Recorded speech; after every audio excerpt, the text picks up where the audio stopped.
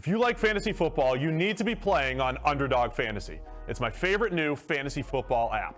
The website and app are super slick and by far the best experience out there to do snake draft games for real money every week. You draft a new team every week and you get a shot at big prizes. There's no lineup setting, waiver wire, or bad trades to deal with. The team that built the app is top-notch and the customer support is the best in the game. They're constantly updating and adding new features. Look up Underdog Fantasy on your app store or go to underdogfantasy.com to play today. Make your first deposit today and be sure to use my code PFF after you do to let them know I sent you. I mean, what's Pro Football Focus doing? Last week they had Brady. This week they got Brady. We're literally doing it differently from everybody else. As a matter of fact, moving forward from this point on, I will not make reference to PFF. Do you not understand that they are that way because you're Joe Flacco? You just like to discredit things that people deserve credit for. That you can't possibly be expected to defend that. Talk about the game, Sam. So, who cares about what people think about us? Yeah, I like football season, all the things that go with it.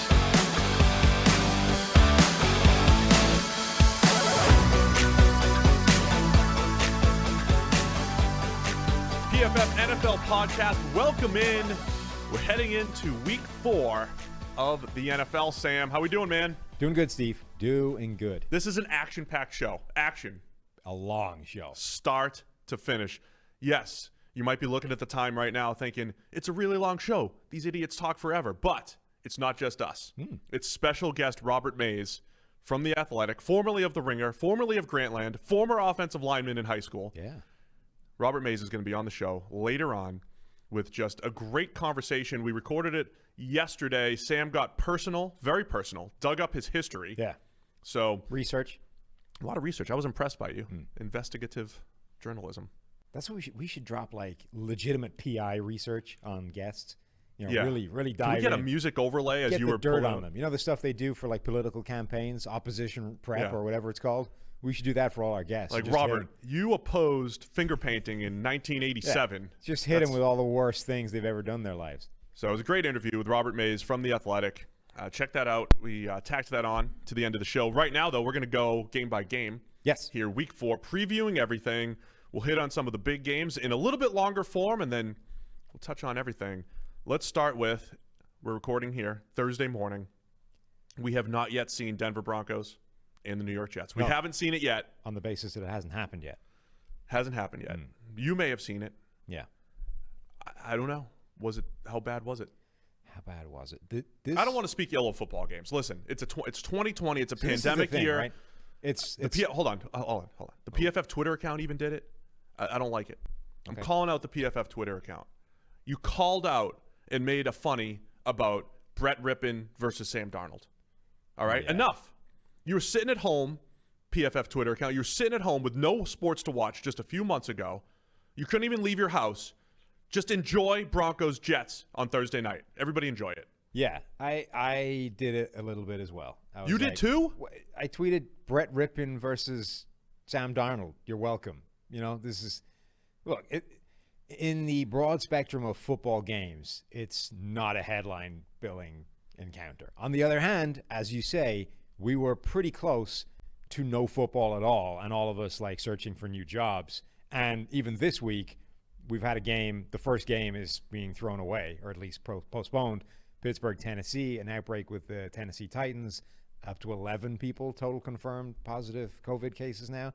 So that game's been punted off down the line to be rescheduled later. But we've had a football game disappear from the schedule. So, yeah, as funny as Brett Rippon versus Sam Darnold might be on paper, it's also an NFL football game that we very nearly didn't get. So thank you. Be grateful for it. Yeah, so things to watch. Quinnen Williams and his development with the Jets. Look at him, tearing it up. The Broncos are okay on the back end. It's not they're beat up and all that stuff Everywhere. But just check it out if you haven't. And if you did watch it, I hope it was enjoyable. I hope it was exciting. It's also fun to watch, as comedy as the concept is. A lot of people like Brett Rippon coming out. Like, he was a good college player. Yeah. He's the classic example of those guys that have a lot of limitations and therefore were not the kind of NFL prospect that their college career might dictate.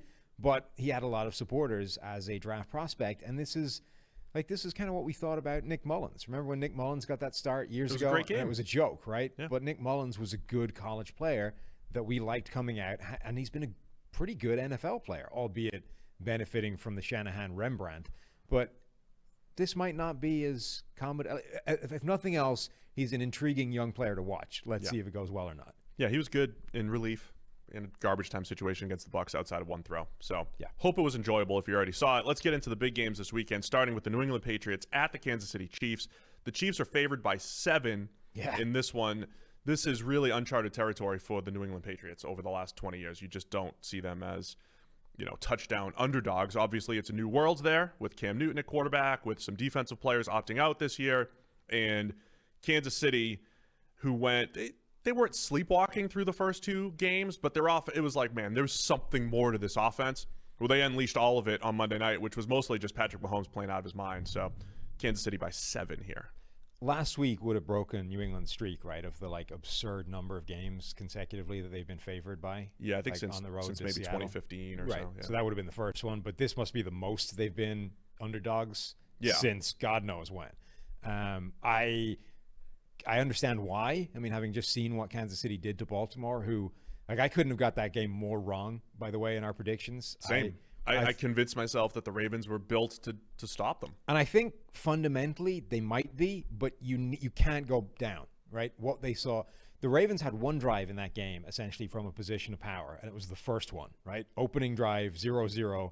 They drive the length of the field and stall on the 8-yard line, right? 4th and 3 from the 8, and they kick the field goal instead of going for the touchdown. Kansas City immediately answers with a touchdown. Your next drive, they had the tripping call, remember? Yeah. Bullshit tripping call, which put them at whatever it was, 1st and 20. Suddenly you're in a hole. And from that point on, they chase the whole game, and they can't play like that. You should honestly just keep your kicker. Make your kicker inactive against the Chiefs. And they're in a tough spot, the Ravens, because their kicker is the most accurate kicker ever, right? So they have an even It's a bigger, guaranteed 3 against it's the an potential even for bigger 7. incentive to take the kick. But that little sequence showed you why you have to be aggressive, because particularly the Ravens, right? I think they fundamentally are built well to stop the Chiefs, but you have to play from the position of power. Do you understand what you're saying, though? Do you understand why your strategy is very difficult? Every strategy is difficult. The Chiefs are better than you. But what you're saying is, if everything goes right, I mean, I'm not saying everything. I'm saying you just can't let them jump out to a lead and put you in a position of chasing no the kidding. game. But this is the same thing that I always joke about with Pete Carroll a couple of years ago when he had the one game where they ran the ball 42 times and threw it 17. If you're chasing that game all the time and something goes wrong along the way, you're in trouble. You have to do whatever you can to maximize points against the Chiefs. Yeah, but points over possessions and time of possession. My point is that the Ravens' standard game plan works. It's just that when you go down by double digits, you have to toss that out the window, and your backup plan doesn't work against them. So Baltimore threw away a chance to stay with the plan A for a longer period of time by kicking that field goal. Yeah. Then you're down immediately. Then you're in a hole because of the tripping penalty, and now the game is over. If they'd at least gone for it on 4th and 3, now already they would have had to gone for it and get it. But if you'd gone for it and got it, you could have put yourself up by a touchdown. Chiefs answer with a touchdown. You're still back to square one. You can run that game plan again, and everything's good. The New England game, though, is interesting because it's Belichick, right? And if anybody is going to come up with anything to knock the Chiefs off their game, it's going to be Belichick. They're going to figure out something to take away some element, at least force Kansas City to plan B, right? The Ravens, they ran what they run on defense, and the Chiefs just had the answers. It was like they knew what was coming literally every single play, and they just put the ball in the gap that you left by doing what you do. The Patriots will at least force Kansas City to win in a different way, and that's probably all you can ask for. I don't know how I don't think you can stop them, but at the very minimum, if you force them to plan B. By the way, did you see the funniest thing I think I've ever seen in my life was Belichick doubling Derek Carr's check down? Yes. Almost causing his brain to explode. That's the level he's willing to go to, right? Take away your Nobody has comfort level. ever done that in the history of humanity before, and Belichick double-teamed a check down because he knew that's what he was going to do. That's what they're going to do to Mahomes. That's what I want to see, obviously, is it's Belichick, Mahomes 4. The Patriots have won 2 out of the 3. I think people might forget that. 2 out of 3 matchups. New England against Mahomes. New England beat them both times in 2018. Kansas City won last year down the stretch in a game that was very close. And we're talking about N'Keal Harry touchdown that was negated, that probably should have been. It was a really close game. The Patriots have done a pretty good job against Patrick Mahomes, the quarterback. And I wrote about this week. I just want to separate this really quick. Patrick Mahomes is incredible. He's the best quarterback in the NFL. But we always talk about the scheme and the system and all these other things. I just want to quantify that for a second because the floor for Kansas City's offense is so high. I looked at, and this was spurred from Lamar Jackson the other night. Lamar Jackson's last 2 passing grades are like 64 and 61 with radically different outcomes, right? And it's just the classic PFF grade separates the quarterback from production. Patrick Mahomes has 12 career games where his passing grade is under 70. It's not, it's average or below average, essentially.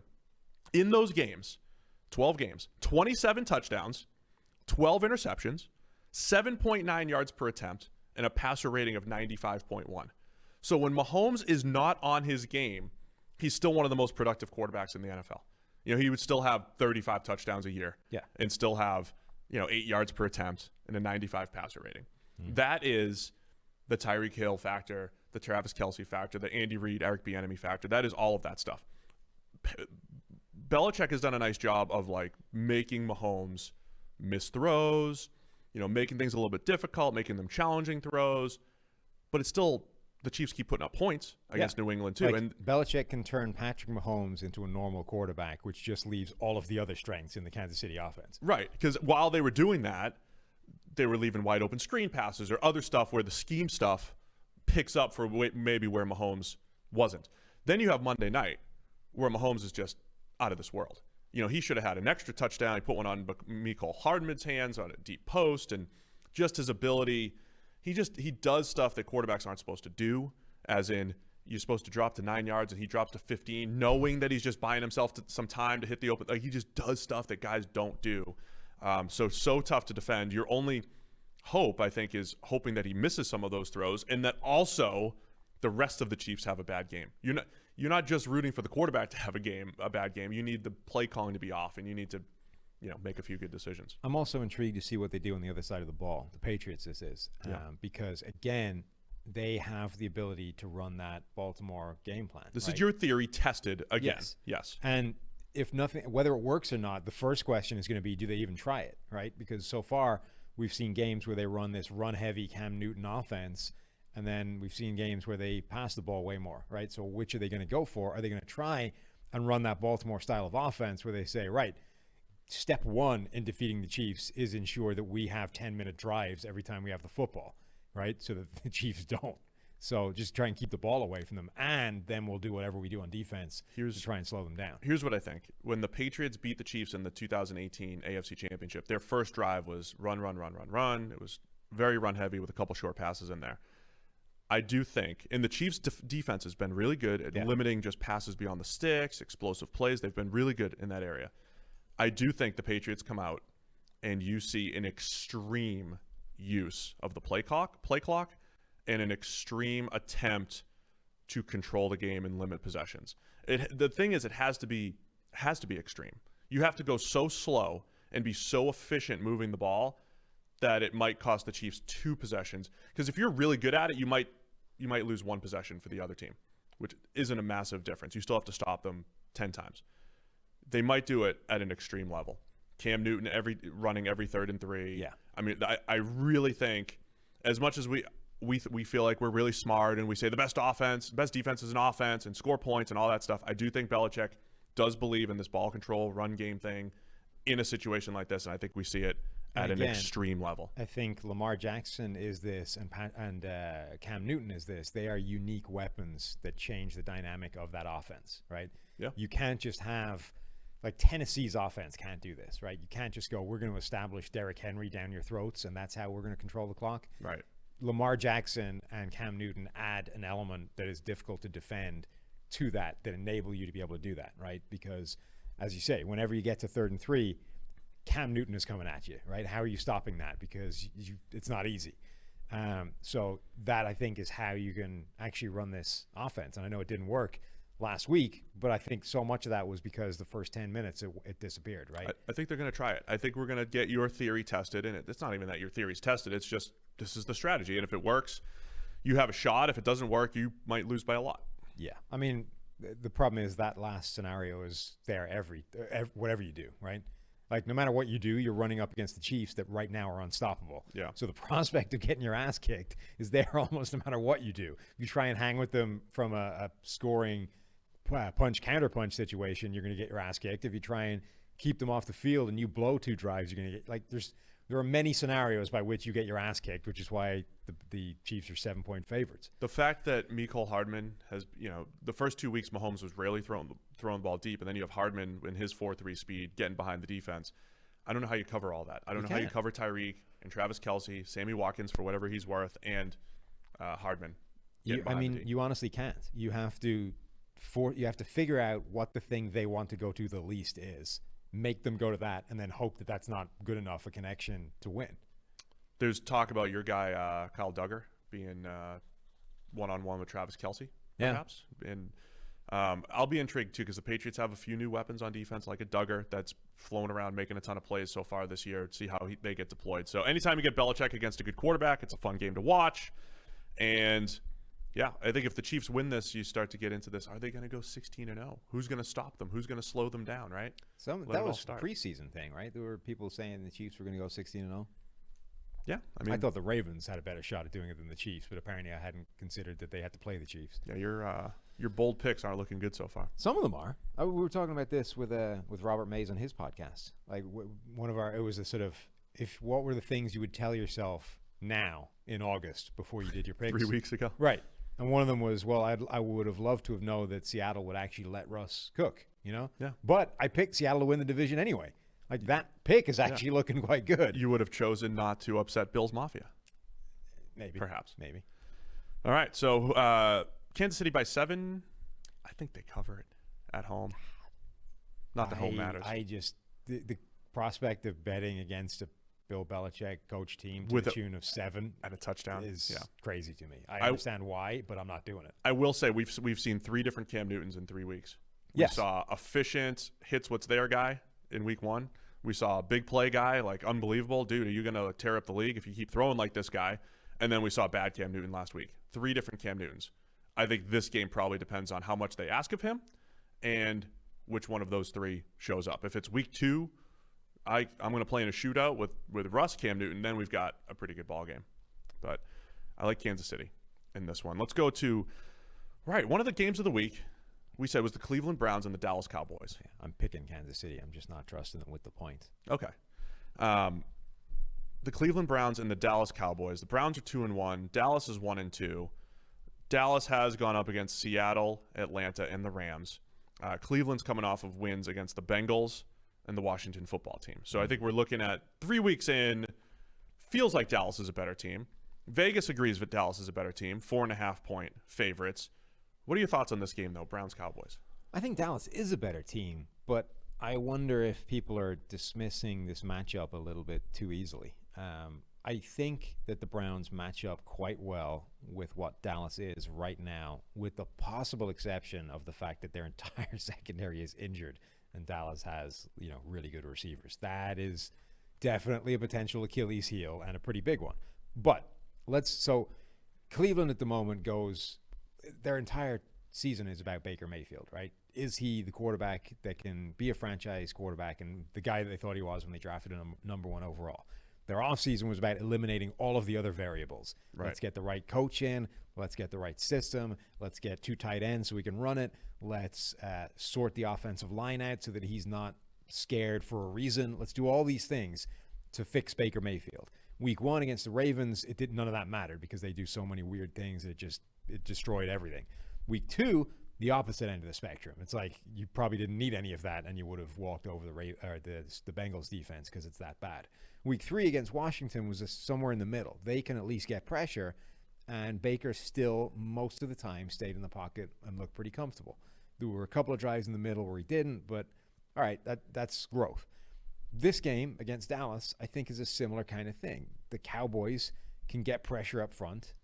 Aldon Smith has been a revelation. They've got guys there that can bring some heat, but their back end is not good. Like, their secondary has been in ribbons. They've been getting gashed by everybody. This is kind of like the Washington game in terms of this should be a game Baker Mayfield can have success in. It's also a game they should be able to, the whole offense should succeed, right? Nick Chubb, Kareem Hunt, staying ahead of the chains, running the play action game. There's no reason that the Cleveland offense should struggle in this game against Dallas's defense. And then the other side of the ball, the Cleveland D-line is good, and Dallas's offensive line is a mess right now. Completely beat up, hurt. Right. Yeah. So that might help to offset the fact that you're massively overmatched in the secondary. So, Dallas are a fairly heavy favorite, but I just think that the Browns actually match up pretty well in this game and might be like a serious live underdog. Yeah, I'm interested in Baker's development here, right? Because we said week 1 was not what we expected. They didn't use play action. They didn't do any of the Stefanski type stuff that we expected coming into the year. Weeks 2 and 3, they did. Play action 38% of the time. That's 5th most in the league. I viewed the season as they're going to take 15 or 20 plays off Baker's plate, make it a little bit easier for him. But you don't want to take too much off his plate. This is my issue. He's only got 3 big-time throws through 2 weeks, 4 turnover-worthy plays. We always talk about volatility and all that stuff. Maybe Baker's just in this volatile style of quarterback where you need the Cam Newtons that we've talked about through the years, the Matthew Staffords. Do you just need to unleash him a little bit more? Because if they just make him into a Kirk Cousins, as well as Cousins played last year for Stefanski, is that going to work? Wouldn't you rather have some of those high-end plays that he's capable of? And in a game like this, do they play it safe, as they did the last 2 weeks, where points weren't as much of a premium going up against Washington and against Cincinnati? I mean, this week against Dallas, who probably is going to put up points. They're capable. Do we see a little bit more on Baker's plate? Yeah, you definitely don't want to restrict what it is that makes him really good at his best. And a lot of that is those deep passes. And I was looking at these numbers. I started off looking for Mahomes, the kind of crazy numbers on 3rd and long in Mahomes' career. Like, I think the average team or the average quarterback converts 3rd and 11 plus at like 22% or 18% of the time. Mahomes is up at like 28. He's like 10% higher than anybody else. It's insane. But Baker has a ton of those plays because the Browns offense has been like a mess and they've been putting him in hideous situations, and he's just faced a million of those 3rd and longs and actually has quite a lot of conversions. Like, they've come at a cost, and he's made a lot of mistakes as well. Right. But like, Baker's actually been pretty good at those big plays that they need to move the chains and do all those kinds of things. So I'm with you. I think particularly against this Dallas secondary that isn't good, you need to start making more of that connection. We saw glimpses of it, right? The Baker to Odell Beckham thing deep downfield is still a thing that should exist. It did against Cincinnati. There's no reason it shouldn't against Dallas. Yeah, I think on the other side of the ball, I want to see Myles Garrett rushing. He's moving around a little bit and had a strip sack over guard a couple weeks ago. Watch him move around. Jordan Elliott's rushing the passer well. Sheldon Richardson's playing pretty well. The Browns are attacking with a 4-man front quite a bit, and I think they're just trusting their D-line to make things happen, playing a lot of zone behind. I mean, Myles Garrett going up against Terrence Steele should be – that alone, that genuinely has the potential to be one of those one-on-one offensive line, defensive line matchups that changes a game, right? It's rare that happens, but it's possible. Usually it's Aaron Donald doing it to somebody. But, you go back in time to like even good offensive tackles. When you find the one guy that you can't block, it ruins your day, right? Whether it's, remember Adrian Claiborne wrecking Dallas, right? When they didn't have Tyron Smith and Claiborne had a 6-sack game. Or you go back further, Bryant McKinney could never block Dwight Freeney, right? So anytime the Vikings played the Colts, Dwight Freeney changed the game because McKinney couldn't deal with him. This has the potential to be one of those games where I don't see a scenario whereby Terrence Steele can block Myles Garrett. Right. So if you don't have some pretty significant contingency plans built in for that, Myles Garrett is going to be in Dak Prescott's face all game long. Can we discuss the narrative, or at least the comment from Bucky Brooks this week on Twitter? Bucky was doing this whole the usual, hey, here's Dallas scoring a ton of points, but they're giving up a lot. The offense needs to run the ball more. Or we got to establish Zeke more. Somebody else said that as well. Who? So again, when you're talking about a strategy to kind of curb the Chiefs' offense and holding onto the ball and all that stuff, that's one thing. But the bottom line is scoring a touchdown, scoring 7 points is the best thing you can do for your defense, whether it takes 15 seconds or 10 minutes. You want to score 7 points because then your defense, if the worst thing that they can do is give up 7 points, but there's a chance that they're not going to, and you're okay. If you score 3 and it takes you 10 minutes to get there, then there's a good chance they're going to give up 3, and then they could give up 7. Like, I'm just doing simple math here. Score points. The offense's job is to score points. If the question is, let's protect the ball a little bit more, because Dak had a turnover, he had an interception, and he had a fumble against the Falcons and all that stuff.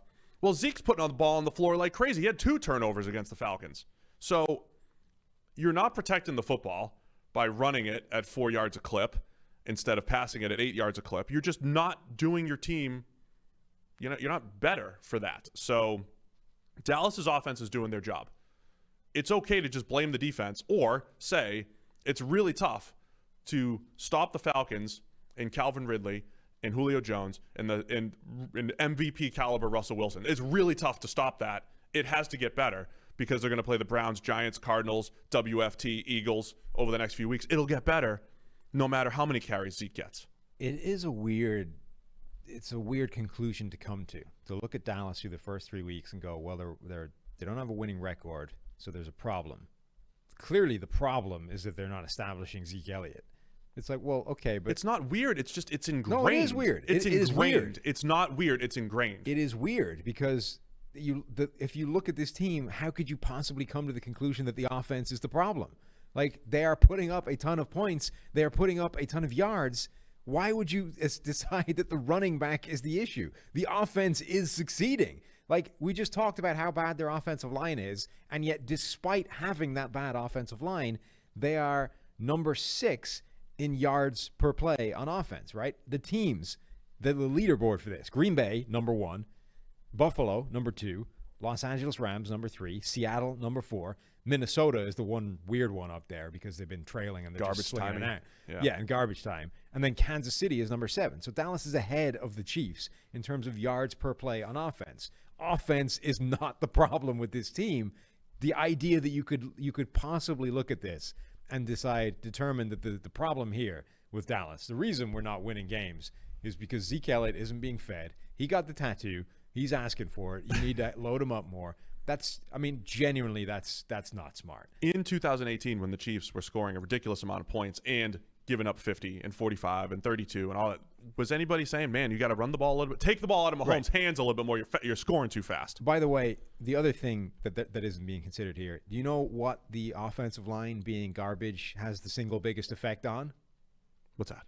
Zeke's production. Oh, yeah, absolutely. Right? So even if you wanted to determine that, hey, you know what, we're the number 6 team in the NFL in yards per play, but that's not good enough, so let's blow it up and pivot in a different direction. Let's load Zeke up. You would be worse because the thing that hurts him the most is your single biggest weakness on offense. Like, it affects Zeke way more than it affects Dak. Dak's playing well despite the offensive line. Zeke, as we know, running backs are way more a product of their blocking. If you try and pivot to the run game, he's going to be worse. Yeah, I think the bigger issue is, Trevon Diggs has a 49 coverage grade, and Jordan Lewis is 54, and Awuzie's only played in his 2 games with a 65, and Anthony Brown's only played 1 game, and Darryl Worley's played corner and safety, and he's got a 60. I mean, nobody's grading well in the back end. They're getting torched. How much of that is going up against good offenses? A lot. So my prediction, you will see more Zeke carries because it's going to be less of a shootout the next few weeks, I think. And you're going to see better defense because you're playing against the Browns and WFT and Giants and these other teams. The Dallas Cowboys are averaging 1.3 yards before contact per carry. Yeah, that's not good. The best teams in the NFL are averaging 2.8 yards before contact. You don't want to feed that too much. So again, the idea that you could look at what's happening in Dallas right now and determine that lack of carries for Zeke is the problem would have me questioning your analysis. All right, 4.5 is the spread. Where are you going with this game? Who's going to win? What do you like with the number? I think Dallas will win. I do, however, think it's a closer game than people are expecting it to be. And it wouldn't shock me if Cleveland won it. Yeah, I'm expecting a good game. I would probably pick Cleveland to cover. Keep it close. Yeah. They're just a really See, I can also imagine a scenario where the Browns suck and they get blown out. Yeah. It really wouldn't shock me if we're sitting here on Monday and this has been a shock for the weekend that the Browns won. and it also wouldn't be surprised if they got killed. Yeah. Okay, great. Good analysis, but the truth, because they're just certain things you just don't necessarily want to buy into the Browns. They've let you down too many times. Right, and there's no, as much as the last 2 weeks have been encouraging, there's no guarantee that Baker doesn't go back to being like week one Baker where he can't stay in a pocket, panics, everything's a disaster. And They've played one good team out of three. Exactly. And they've played two of the worst teams in the league. That is the concern. And the one good team murdered them, like murdered him. So if he's the sort of source of your optimism, the potential is always there for that to go way south. You're right. I'm taking Dallas to cover as well. Thank you Okay. for talking me into it. All right, the last game of the week right here, Indianapolis Colts at the Chicago Bears. The Nick Foles Chicago Bears. How about this? What a fascinating game. You ready for my Phillip Rivers stat? Okay. This year, through 3 games, Phillip Rivers has been pressured 17 times. Yes. Last year, he had 6 different games where he was pressured 17 times. That is an outstanding stat. And he was pressured 14 times per game last year. Have you dropped that in the chat? Oh, That's everywhere. amazing. It's been on. It was one of the tweets that I suggested. That's it was in my outstanding. article, my week 3 article. My weekly thing is to check the Phillip Rivers pressure watch. Yeah. I mean, you talk about preseason predictions. This is like, we nailed it. You got it. You're with the best offensive line in the NFL. He's also getting rid of the ball extremely quickly. And he's playing with real pockets, which is great. Mo Alley Cox is breaking out as an athletic tight end who can make some plays. I think Indy is a couple bad Phillip Rivers decisions away from being 3-0. And I think that's the reality of them being 2-1, but they're still flying under the radar because they did lose to the Jags in week 1. But I like Indy in this game. They're favored by 2.5. You confuse me because sometimes you do the dog and some I see what you're doing. So I was You go with the confused home by team. that as well. Yeah, it's the home team. Us being hardcore gamblers obviously know that, but that's how they decide that. I would be much more comfortable if you just gave Just me give the me all the favorite faves, every yeah. week. But apparently that's not how it's done.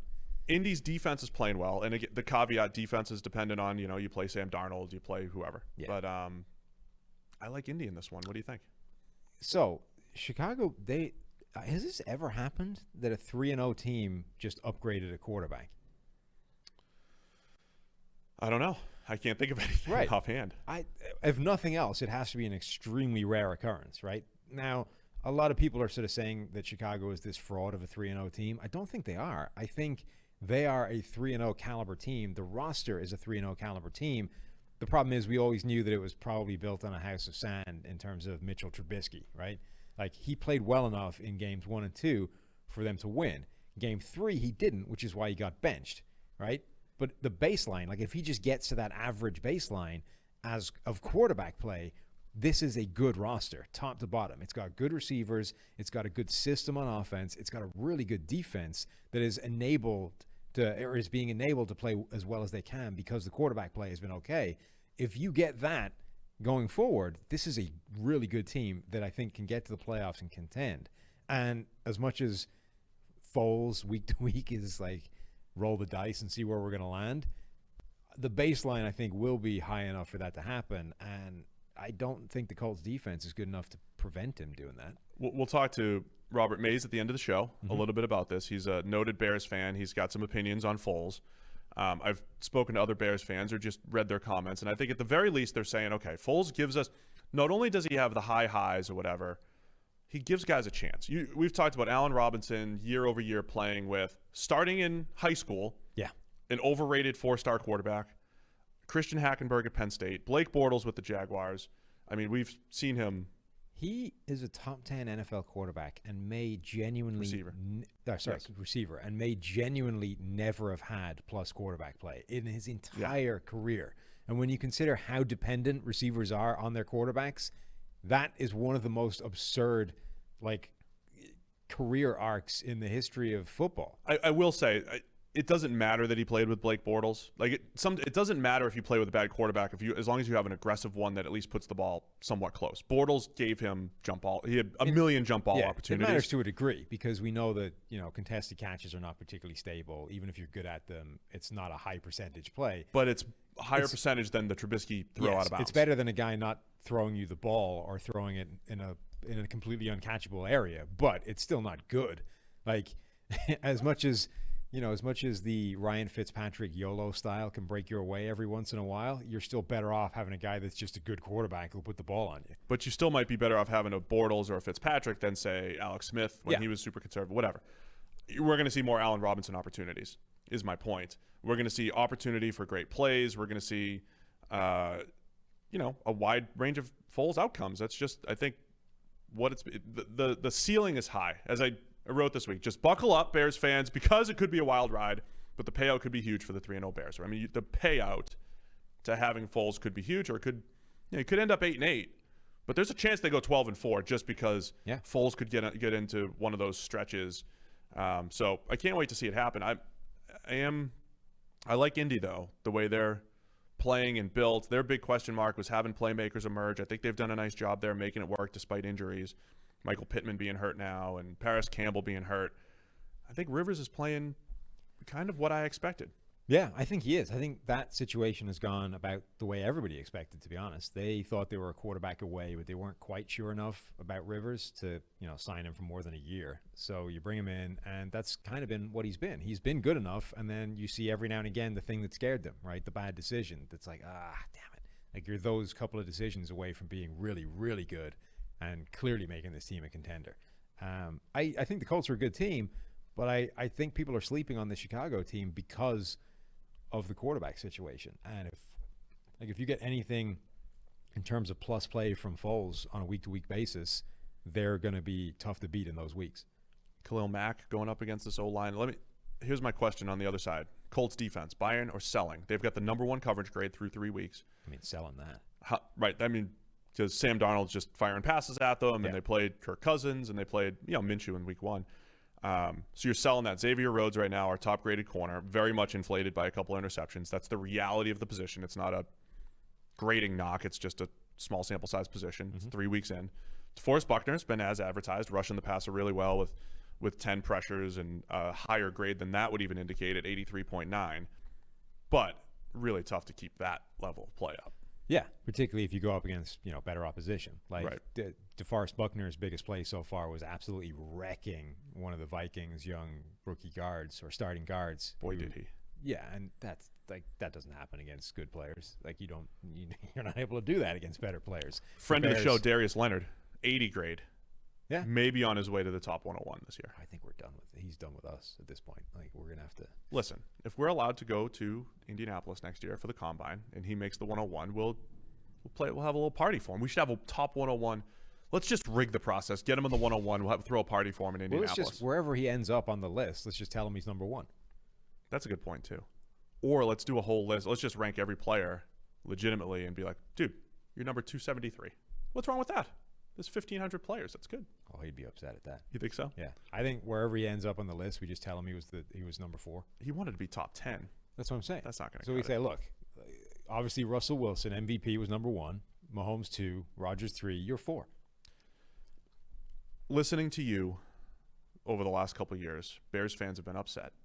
Why? Because you've told the truth about Mitchell Trubisky. Oh. This year, you sound like a Bears super fan. Are you buying Chicago? I mean, you're expecting them to make a playoff run here. Yeah. I think A, they'll win this game, and B, this is a playoff-bound team. I don't know that they're going to be able to contend with Green Bay within the division because the Packers might be the best team in the NFC. They've currently got Rodgers playing as well as any quarterback in football. And unless you get 16 games, or not 16, whatever we got left, 13 games of Nick Foles playing at Super Bowl MVP level Nick Foles. Come on. That's what I'm saying, right? That's what he needs to do in order for them to beat Green Bay. That's not going to happen, right? So they're not going to overhaul the Packers in the division, but they should be a playoff-bound team because they were a playoff-bound team that just needed a quarterback to make that a reality. Trubisky isn't that guy, was able to be for like 2 weeks before it all went in the tank again. But there's no reason Foles can't be, at least in terms of baseline. Let me just sum up Foles' career really quick. This is everything that's happened in Nick Foles' career. 2012, third round, rookie, plays okay. 2013, one of the best statistical seasons of all time, matched with a Chip Kelly. 2014, he's the starter. He's supposed to duplicate that. Obvious regression, doesn't happen. Even Mark Sanchez played well in relief of him that year in that system. 2015, starting job with the Rams, disaster, terrible. 16, 17, he's a backup, but in 17 he comes in. He is horrible during the regular season. We'll talk about that with Robert. And then has the two of the best games of all time in the playoffs. He wins a Super Bowl.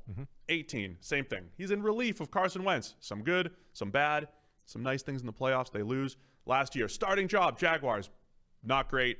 Essentially replaced by Gardner Minshew after he was injured. The Foles coaster is awesome. Yeah. All I'm excited about is more Nick Foles data points this year.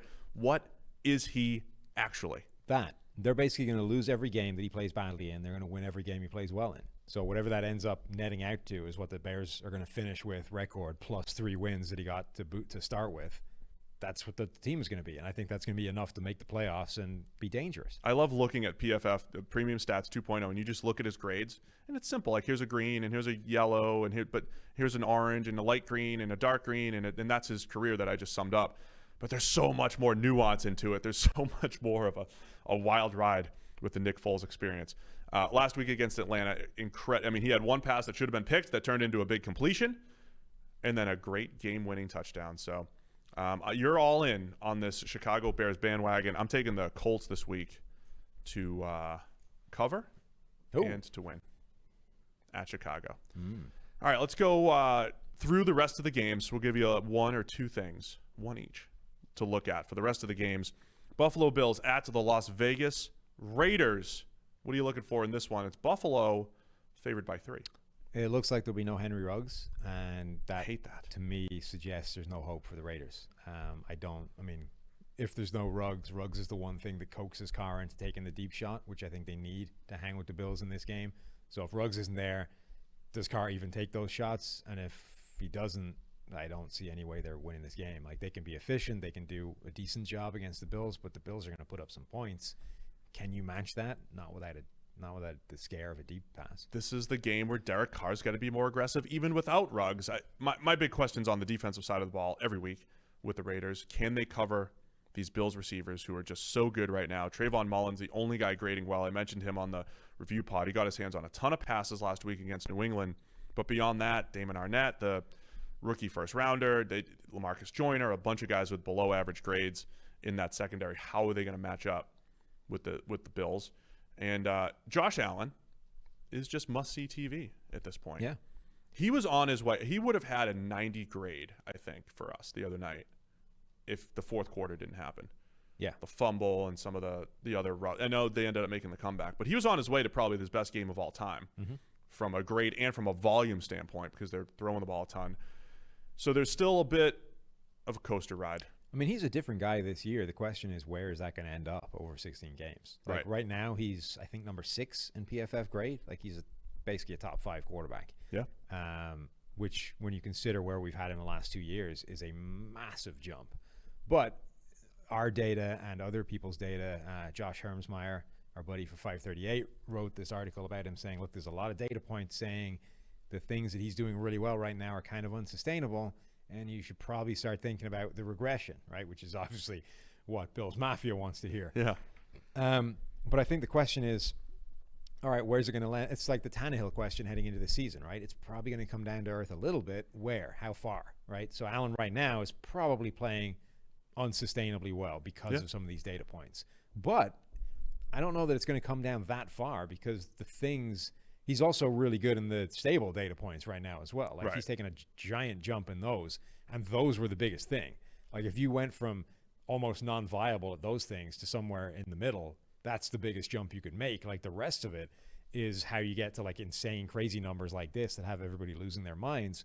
But, like, Allen can afford to lose a little bit off the top and still be really good. Yeah, I mean, again, I'm on record as saying he'll have years where his production's really good. This could be one of the years because of the supporting cast. It's not like we've never graded Allen well. The 2016 season, he was one of the highest graded quarterbacks in the nation. That's when I discovered him. No, little late night Mountain West. I did, yeah. Okay. Quentin Nelson, Josh Allen. Wow. It's first on Josh Allen. So it's not like he's never played well, which is why with quarterback evaluation, it's different. It's not good, bad. It's not good. There's a nuanced middle. And I think we're starting to see a high end plus the high end of Josh Allen combined with these playmakers. the turnover-worthy plays will come back to bite him at some point, though. Yeah. I saw the stats, like 30 touchdowns and 3 interceptions over the last 14 games or whatever. Like, but, dude, come on. He should have at least 3 interceptions, 3 drops this year and 2 fumbles. Those count. Right. The fumbles thing, it drives me nuts. People should we should include just, instead of touchdown to interception ratio, it should be touchdown to turnover ratio. The problem with because the problem with fumbles, the quarterback gets the fumble if he tries to, he hands it off. Is true. It's bad. And the running back doesn't actually get possession of it. It all goes to the quarterback. That's true. And That's it also, the problem. it is true. But if our actual turnover-worthy plays, we decipher the difference between a strip sack or that. It's also basically random when he puts it on the ball, whether it gets back or not, right? The fumble loss. Of course. So if you were doing touchdown to turnover ratio, you know what you could use? The fumbles don't always end up in turnovers. But, I have an idea, Sam. It's frustrating what it is. You could come up with turnover-worthy plays.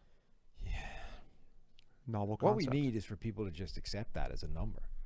That would actually solve the problem. Turnover-worthy plays. Anyway, I like Buffalo. Yeah. You know what this is going to be? Is Vegas just a different team at home? They beat the Saints. The football team as opposed to the betting enterprise. The Las Vegas football team. Okay. Are they just a different team at home? They're undefeated in Vegas. How could you go vote against them? How could you pick against them? I'll still take the Bills to win and to cover as well. Sunday Night Football. Philadelphia Eagles at the San Francisco 49ers. I might jump on the Philly bandwagon. Really? There's no way Carson Wentz is this bad.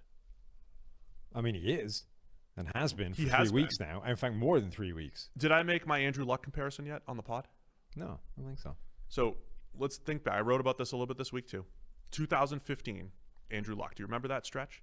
Very early in the season. Let me remind you. Yeah, dude. We're 3 years into Andrew Luck's career. Yes. 12, 13, 14. They're coming off an AFC championship game.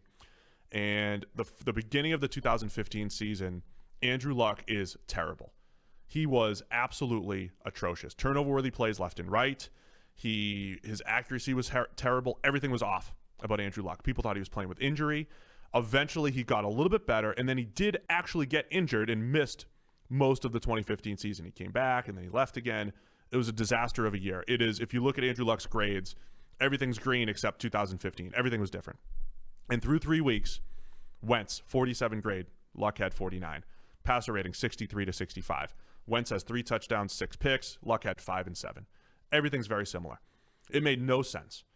But Luck did bounce back from it. It's not, if this was the beginning of Wentz's career, you'd be like, oh, this is a rookie who might not be good at football. We've seen Wentz be good at football. Mm-hmm. This is not who he is.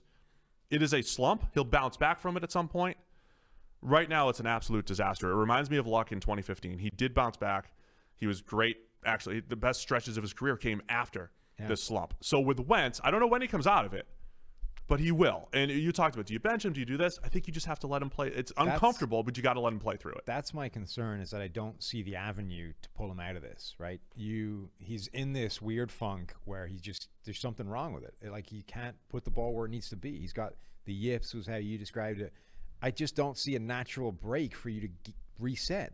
Somebody needs to, like, plug him out and plug him back in again, right? Just force the hard reset. But there's no. Can we get the IT team down here? It takes time to do that, right? It takes longer than the gap between the Sunday you play the game and the next Sunday you're playing again to make that kind of hard reset. And I don't, like, unless you do it during the bye, you try and break them down and put them back together again. I don't see a way that happens.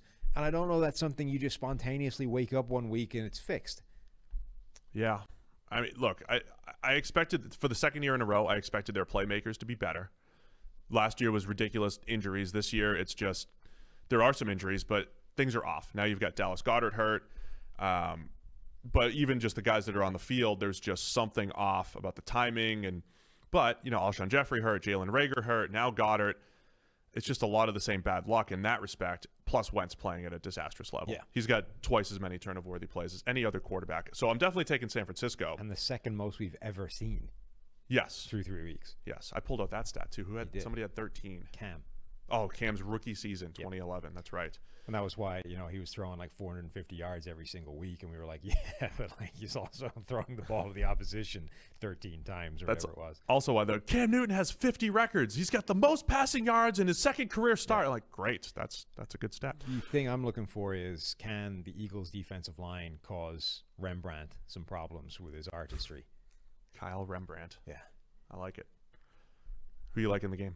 San Francisco. Yeah. Cover a touchdown?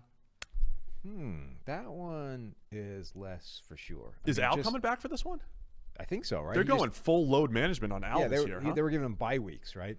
Al's so like you only get one bye week at a time. You don't get them back to back. Right? Al's Drew Brees. Load management, yeah. Right? But you were proposing like an in-game load management system, weren't you? No, I think you might. You wanted to sit him down and then bring him back? Maybe. Like, if you're the Saints and you were that confident about your roster, yeah. Do you sit him out for 5 games? Now, granted, he's missed 5 games last year. Right. That was the issue. Work. They sat him down last year and didn't do anything.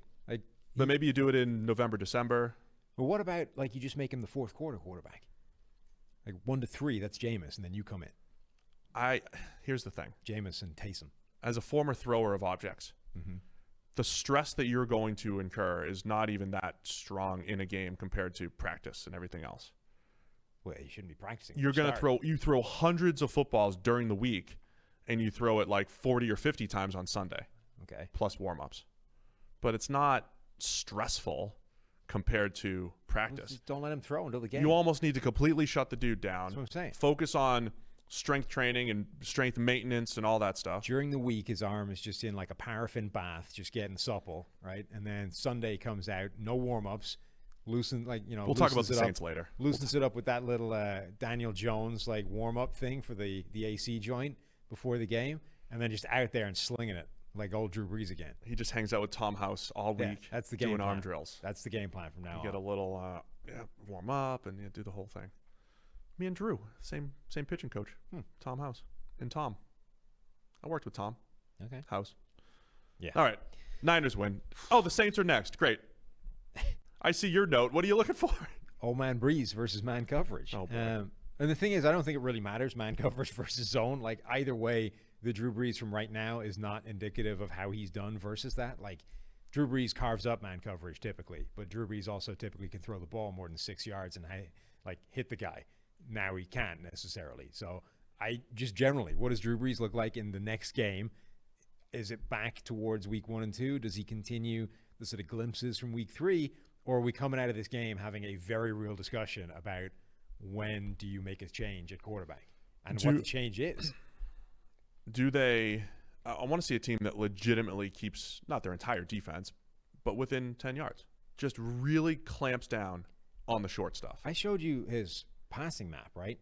You could genuinely set up your defense at 7 yards and be 90% confident that nothing is going over your head. That's how I run defense. If I was defensive coordinator, it's you cover the passing map, you cover the heat map. That's the defense. So I might have 11 guys across the board. You play cover 1, right? You have the one single high free safety. You're rushing 4. You could set up a line of guys at 7 yards off the line and be almost 100% confident that you're going to see every single pass thrown in front of you. And I'd go cover 1, and Michael Thomas is practicing, limited, might be back. You go cover 1, and then when you have cover 1, you have 2 extra guys, essentially. You have a short guy, or you have 1 extra guy, and put him in a line. You mix up what that guy's doing. Just put him in a line at 7 yards. Sometimes you double up. Okay, just add a line at straight 7. Straight line go across ahead, throw the field. it over him. It's not that extreme. It's not like he is. can't throw the ball 15 yards. It is that extreme. It's not Look that at his extreme. passing map. I know, but the opportunities haven't. If you give him opportunities to hit a touch pass at 20 yards, he can still hit that. He isn't taking He's not it. a middle schooler. He's not even taking it at the moment. He doesn't have that. He's not thinking There were those about plays against Green Bay, and he didn't take the shot. Well, I do want to see if teams just legit. The Rams did it a couple years ago. I thought they did a great job of everything underneath. We're on top. We're daring you to throw the ball deep. And guess what? I would rather, try to hit a 40-yard pass, Drew, rather than, letting him complete 80% of his passes underneath as the Packers did. Yeah. Because the Packers still gave up 30 in that game. At this point, his play is questionable enough where you should be daring him to do the thing that typically you don't want to dare teams to, because it's the most dangerous thing you can happen, or that can happen to your defense, is you give up the giant play over the top, right? But Breeze is so bad at that right now that I think it's a net win to basically say, all right, I'm pretty confident you can't make this play anymore. Prove me wrong. And if you can, fine. But I think we're playing the percentages if we say that. Lions have the third worst coverage grade in the NFL so far. I still don't want to sleep on the Lions. I think they're... Dude, if Thomas Blaze and Okudah get stuck with him all day, poor Okudah, guy.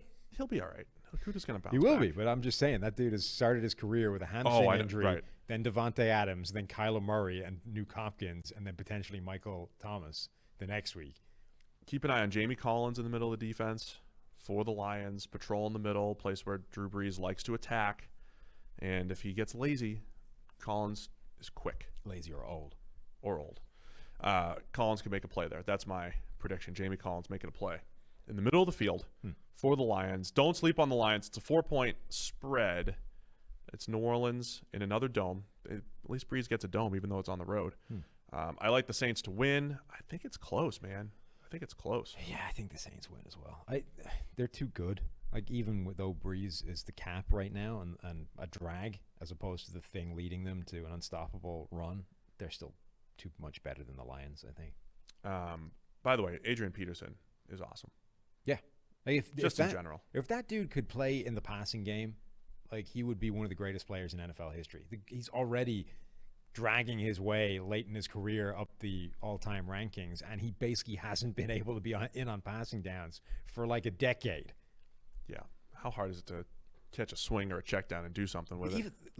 Even more annoying than that is how bad he is in pass protection, right? The dude is like 220 pounds and a monster, and yet is miserable in pass blocking. To me, that's just an effort thing. It has to be, right? In baseball, there are guys who are really good hitters who just can't field, and they work at it, and it might take them 6 or 7 years in their career, but eventually they become reasonable. Like, okay, you're not terrible anymore. That's pass protection for a running back. You do it a couple times a game. You stand in there. You get physical. I know part of it's mental. It can't be that difficult if you put the work in. Particularly when you're built like him. Like, the dude is a physical monster. There's no reason you should be losing in pass protection to a defensive back. All right. We're both taking the Saints in this one. I think it's pretty close. 4-point spread there. Los Angeles Chargers at the Tampa Bay Bucks. Bucks are favored by 7. A lot of injuries. On the Chargers side, Chris Harris is on IR. But for the Bucks also, Chris Godwin is out. A couple of their receivers are also banged up. What are you looking for in this one? Tampa Bay's defense is pretty legit, and the Chargers have hit their typical week 3 stretch, week 4 stretch now of an offensive line that's just in tatters. So poor old Justin Herbert has got to go out there and deal with what is the standard Chargers disaster of no protection and an offense or defense that's going to be coming after you pretty hard. That's a tough situation for him. I know coaches use this phrase all the time, but this defense is just flying around the field. They're flying to the ball. It's Todd Bowles. Bowles has a history. There was one time he blitzed. He's zero blitzed, as in blitzed everybody and left no safety help. 22 straight times one time against Ryan Fitzpatrick. Against Ryan Tannehill when he had Ryan Fitzpatrick. He is aggressive. They were doing that last week against poor Jeff Driscoll. Vita Vea is playing at a high level. Devin White, he's been fantastic as a blitzer. Vita Vea against that interior is going to get ugly. Yeah. So, I mean, it's Justin Herbert under heat in this one. Tyrod's not coming back, right? I was just checking that. No, it Sorry. doesn't look like he is. It's still indefinitely. That was, I think, going to be a multiple-week kind of deal. Anthony Lynn has started to soften his stance on, Tyrod's definitely going to be the quarterback once he comes back. It's already a little less set in stone than it was, initially. Interpretation. We consulted with our lawyers, and we cannot be sued for Tyrod losing his job. We are legally clear, therefore Tyrod's starting tenure is over. That's what I'm understanding. Herbert's been impressive, man. Him and Burrow. Yeah. Graded similarly last week. And so I want to see Herbert, his development, going up against this Bucs D. I think anytime Brady takes the field, it's like, all right, is he still – with the old guys, it's not just do they have it or do they not. It's as the season progresses, is anything off? Brady was a little bit more off last week than he was in previous weeks. So against a pretty good Charger secondary, even though they're his banged play up. So he's generally grading a lot better than his numbers so far this season. Right, the guy's had at least like 3 touchdowns dropped on him. Generally, a lot of his best passes have fallen incomplete. The evidence of Breeze, what we saw happen to Peyton Manning, what we've seen happen to Brett Favre at the end, Brady's ability to be this good, this old, is becoming more and more absurd. It's crazy. The more quarterbacks like drop by the wayside in slightly less age behind them. Yeah. Like Favre is the only guy I can think of who at least stayed physically able all the way, right? What broke him was that his thing throughout his career was being an Iron Man, right? Doesn't matter what you do to me, the body's going to bounce back and I'm good to go next week. And then once he hit like 40, it was just like you don't heal that fast anymore. So the hits you take are actually breaking things that you can't come back from. And eventually he just like physically disintegrated. But he was still able to go out there and like fire the ball downfield like a 25-year-old. Right. Manning was done arm-wise. Drew Brees looks done arm-wise. Like most of the guys, their arm gets shot. But Brady has still got an arm. He still looks like physically. He might not be able to be Aaron Rodgers, Patrick Mahomes, Russell Wilson, right? The best MVP, all-pro caliber quarterback. But he might be the next best guy, like the next tier after those guys, the one leading that group, right? The one that's usually the Matt Ryan tier. Yeah, right? yeah. Matt Ryan's like the best of the non-transcendent quarterbacks is Matt Ryan. Brady might be that guy now at whatever. Right. What the hell is he? 42? 43. 43. I had to do an article for ESPN called QB Kryptonite. So I was like, what's everybody's weakness? So when I was looking through Brady's data, it's actually interesting, right? Because everybody expects the Peyton arm or the Breeze arm, right? They think that's the decline. Yeah. With Brady, it's actually short area accuracy, the thing he's known for the most. Right. And it depends on how you measure it. So he's got the highest percentage of perfect throws, we see that all the time, right? Puts it front number, catch and run opportunities. But he's missed a higher percentage than he ever has. It's like 6th or 7th most that he's just straight up missed. And it's a few plays per game where it's footwork and tied to his arm. That's where he's declined a little bit. And then I think his ceiling is capped because of how he plays under pressure. I think there's an unwillingness because of his age, because of preservation, which is smart. Yeah. He's just not going to stand in there and make ridiculous throws under pressure like he did during that stretch of 14 to 18 where he was awesome. So I think Brady's limited. There's a decline there, but still more than capable. Yeah, agreed. That's what differentiates him from a guy like Favre, right? He has a better chance of lasting because he never took the hits that Favre did.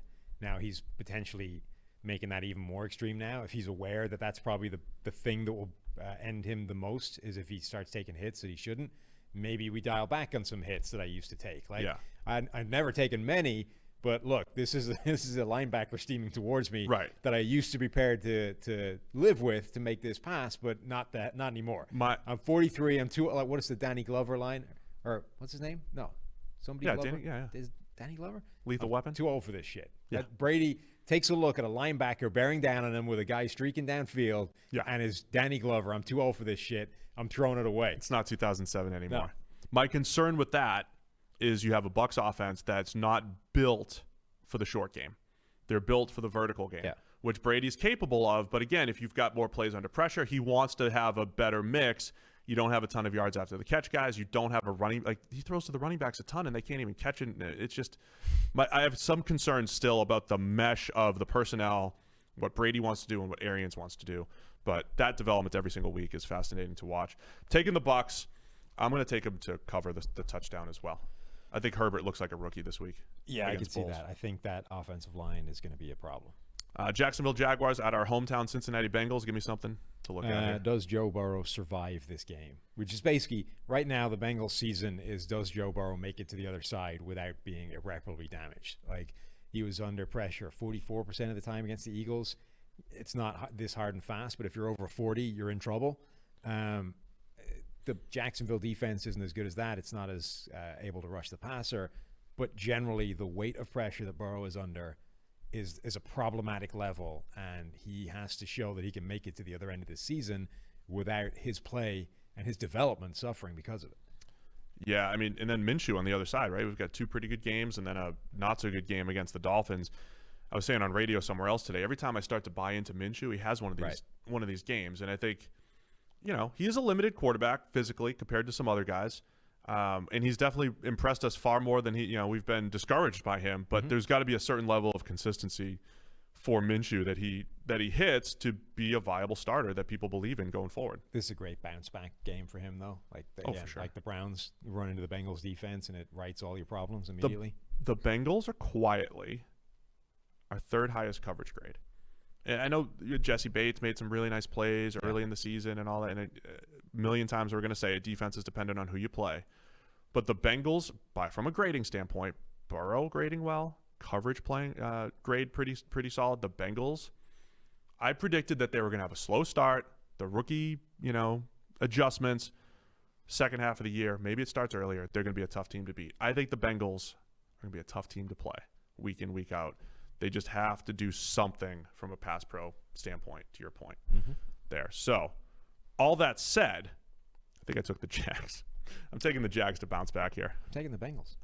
Bengals are favored by 3. There you go. Our hometown Bengals, just a few steps away. Many steps away from quite here. A lot of steps. I'll take the Jags in this one, though. And then we've got the best 0-3 versus 0-3 team game in history. It has to be. This is bizarre. Minnesota Vikings at the Houston Texans. It should have been a good one coming in. And it isn't. Both teams are better than they've showed. Okay, I can buy that. I think the Texans, though, are the one that's significantly better than they've shown. You think the Vikings are way better than they've shown. I don't know that that's true. I'm on both sides with the Texans because as far as like wins and losses, they're absolutely better because they're gonna play easier teams. They've played the Ravens, Chiefs, and the Steelers.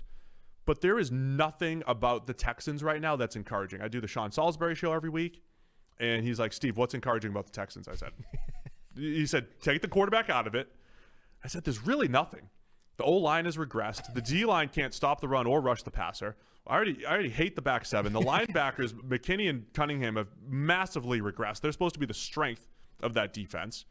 And the receiving core that we were so intrigued by, either they're not being put in position to use that speed and actually put defenses on their heels, or they're just not as good as we thought they could have been. There's no redeeming qualities about the Houston Texans right now. Well, there haven't been through 3 games because they've played 3 of the best teams in the NFL. And if nothing else, what this is showing you is, look, Texans, they were a playoff team a year ago. They got fairly convincingly beat by the Chiefs once they got over the fact that some weird plays bounced the other way and they were in a giant hole early in the game. And then they just got blown out, right? So this year it's like, well, okay, we need to hang with a team like the Chiefs because that's where the Super Bowl lies. And they're not. They're not able to do that. In fact, any team that's even remotely like the Chiefs is clearly a step ahead of the Texans right now. On the other hand, they're not bad. Like, they didn't turn into a terrible team overnight. So I think that once Houston actually plays some teams that aren't amazing, say the Minnesota Vikings, they will immediately look dramatically better. Whereas for the Vikings, I honestly don't think they're very good. They have problems everywhere.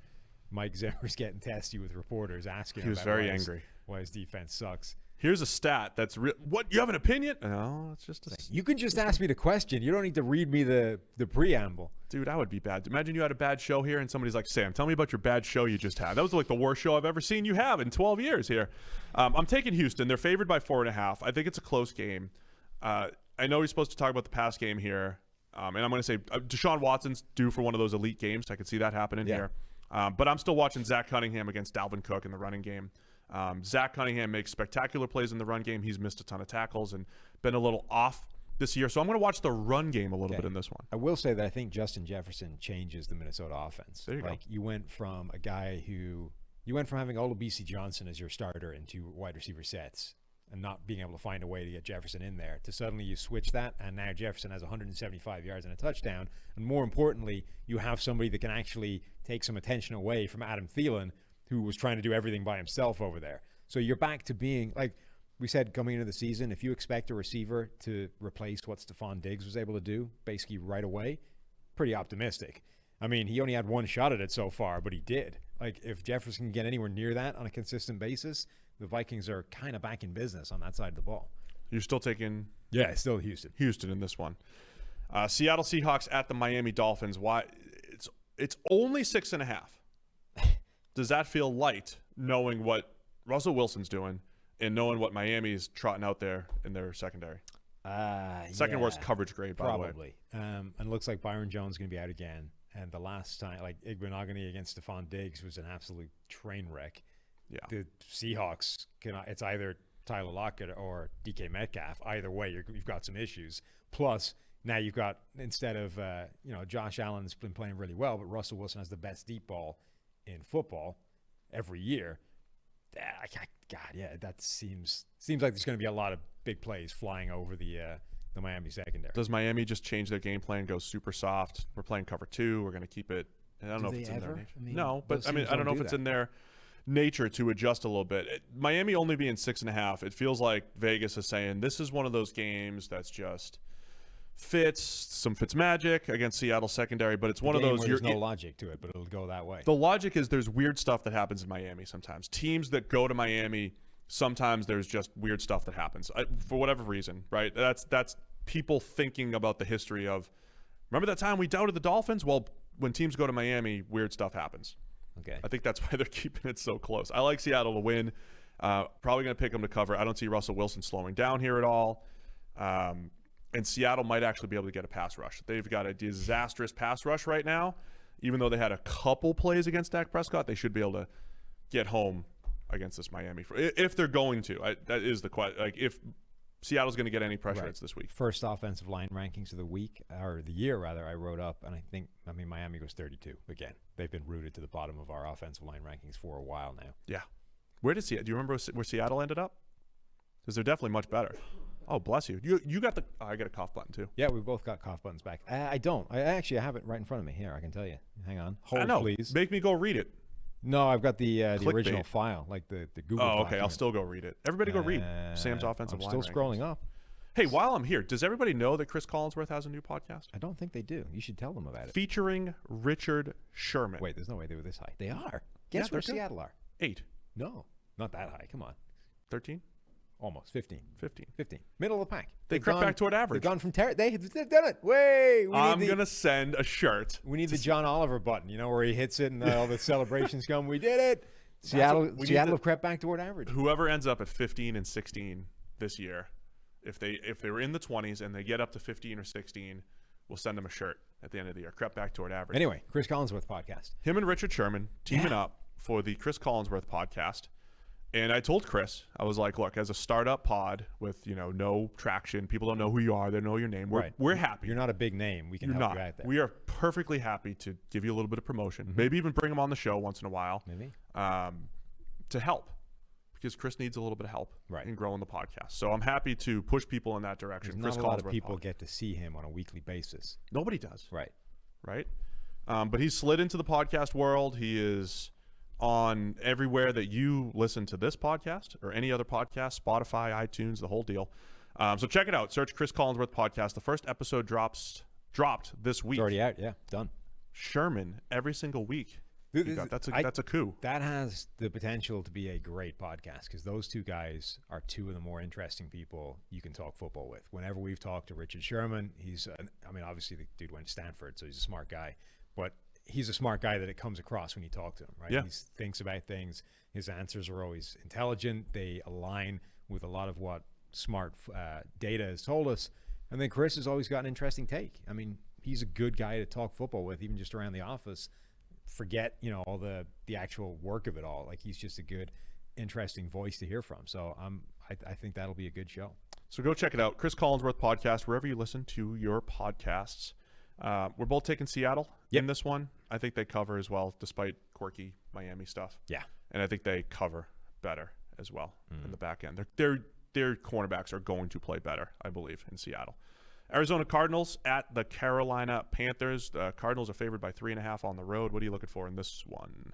I think. By the way, Isaiah Simmons has only played 35 snaps. The Cardinals are beat up at safety. They're talking about moving him to safety. I don't know if this is a permanent move or an experiment or just an answer to injuries, but I'm always looking for what Isaiah Simmons does on the field because we spent a whole podcast talking about him. Such a fascinating prospect that just hasn't played well to this point. I mean, honestly, that might be where he has the most value anyway and has the easiest transition. Like, this idea of moving him to linebacker to start from scratch with like a block of clay. Like, it might seem like a great idea, but it isn't working at the moment, and it's going to take at least a year for you to figure anything out. So alternatively, why don't we just play him at safety which might be a more valuable spot anyway, where he's got more experience and might not require like a year of teaching him. On the other side, Jeremy Chin is breaking the way we try to create, position groupings or whatever. So he's played linebacker, slot corner, and free safety at like over 50 snaps per. So he's literally lining up all over the field, doing what people expected Isaiah Simmons to do. Now, he's not grading well. I know a lot of people are saying, hey, he's the best player on the field. He's made a lot of big plays, but we're still talking about 5 missed tackles in 3 games, including 4 in week 1. So, the grades haven't been great. And he's put in a position that's very difficult. So, it's impressive that he's doing all that. But you have the Isaiah Simmons coming in. You've got Jeremy Chin. You've got Kyle Duggar, who we mentioned earlier. A fascinating group of these hybrid safety linebackers. And the way the Panthers are playing base with Chin as a linebacker, and then he becomes the slot corner in nickel. You just don't see that combination. And he has snaps at free safety. You just don't see that combination. So he's a guy that I like to watch every week now, Jeremy Chin from the Panthers. Yeah, and I'm intrigued to see whether Derek Brown has another strong game going up against another not great offensive line. Like, is he just going to be a product of the quality of the opposition in front of him, or has he actually got the ability to be better than that? Kyler Murray, I have a concern in the kryptonite piece. Lowest intermediate grade over the last 2 years, to 10 to 19 yard level, the level that every quarterback should own. You know why that's a problem? It's too short. Yes. And it's not so much that he's too short, it's that he's too short and his offensive line sucks, right? So these guys, they're bad. They have massive wide line splits, which is supposed to help, I suspect, with all of that. But actually what it's doing is it's just collapsing the pocket in and around him, and you have the shortest quarterback in the NFL. For most quarterbacks that are short, I don't think it's an issue, because you don't have terrible offensive lines. But the whole thing is they're not – like, it's one thing to see beyond those offensive linemen when they're like 5 yards ahead of you, right? You've got a little bit of perspective working in your direction. But when they're here, like, you're sunk. Can't relate to anything you're saying. We've talked about Murray's high floor because of his rushing. Does this limit his ceiling? Is he a guy that has to hit a deep ball and he's going to have his rushing yards, but because he can't win – at the most important level, does actually limit the ceiling we thought but Kyler Murray had? It's just a thought question. Yeah, I don't know that it's necessarily him, but I think him coupled with a bad offensive line probably does, right? There's an area of the field where he's never going to be elite because of those two things. Now, you can only change one of those, right? Like, Kyler Murray can't become 6'4", so you need to get a better offensive line in front of him. But I think if you do, like, he can function at that level. He's not so short then no matter what you do, he's never going to be able to see this giant square of the field in front of him. He just needs a guy not to be in his face while he's trying to do it. All right, we're both taking Arizona in this one against Carolina. I'm not ready to buy into Carolina after their win last week. I think Arizona also covers in this one. I like a lot of favorites, I think. Yeah. I think I tend to like this one's too my many favorite favorites. favorite, though. Favorite. Baltimore. Yes. At the Washington football team, favored by 13. It's favored by 13, and 96% of the money is still going to Baltimore. Give me all the favorites. How insane is that, right? They're 13-point favorites, and 96% of the money says they're going to cover that. This is one of those. They're not.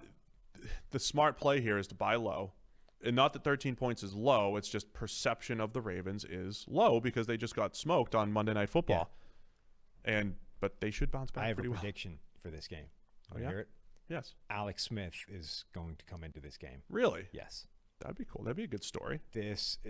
We saw what the Ravens did in week 1 to Baker Mayfield. Dwayne Haskins is playing worse than Baker Mayfield and has a lot of the same flaws. They are going to cause him to play so bad that they have to pull him from the game to save his own life. Don't throw Alex out there in front of Baltimore. Alex can deal with it. Alex knows what it is. Baltimore's blitz. Alex has seen it before. He understands what to do, and that man will get rid of that ball to protect whatever's left of his leg at this point. Alex Smith's going to come in. It's not going to rescue them. It's not going to be the Baker Mayfield Jets thing, but he's going to come in and finish the game. I like it. I wouldn't mind. That'd be cool to see. By the way, and when he does that, that's comeback player of the year wrapped up. Done. Oh, as soon as he takes a snap. Yeah, second he's on the field and takes an offensive snap, he wins comeback player of the year. I like it. I hate that award, but I think that's where you use the award. In fact, they should do what they did when Breeze broke the passing record. Stop the game, wheel it out, hand him his trophy, and then, all right, now you can have snap 2. Yeah, Alex Smith, fantastic comeback. Chase Young's banged up, which is unfortunate. If you're talking about Washington having a shot, it's the same story every week. They need a D-line to dominate, kind of like they did in week 1. against the Philadelphia Eagles. Not seeing that happening against Baltimore. I expect a big bounce back from Lamar. Yeah. I don't know. Is everybody too crazy to think they're going to cover 13? No, that's the thing. It's so crazy, and yet I think they're right. Like, All that's where the money should be going. I'm buying into. Why? I like too many favorites. What's wrong? Pick an underdog here. Not this one. Giants at the Los Angeles Rams. This spread's also 13. Rams favored right now. The two New York teams are just horrendous at everything. One of the things I broke, Pat Leonard, New York media, asking me, hey, do you have any notes on the Giants offense that just says schematically, are they too vanilla? I'm like, well, they're third to last in play action, last in motion or shift usage. Yep. They're just the things to make life easier on your quarterback. And I know game flow hasn't been in their favor and all these different things, but that's still no excuse for doing stuff that normally helps your quarterback, your young like quarterback. Motion. Like, play action is one thing, right? But motion is something you can do any play whenever you want. That's not. There's no game flow situation that takes that away from you in terms of an option. So use it. And we've said before, Peyton hated motion, and there's certain guys that don't like motion because they like to see what they have. But do you not also think the game has moved on a little bit since, like, Peyton's heyday? Well, here's my point. I think the quarterbacks were, and this was Rodgers a few years ago too. The quarterbacks who that was the case, you have to trust that when they have that extra information, they're going to do something. When they have the information of, like, I get to see the defense for an extra 10 seconds, right, that they're going to do something with it. I can't imagine Daniel Jones is at that point, even though he's very much like Peyton. It doesn't mean they were right.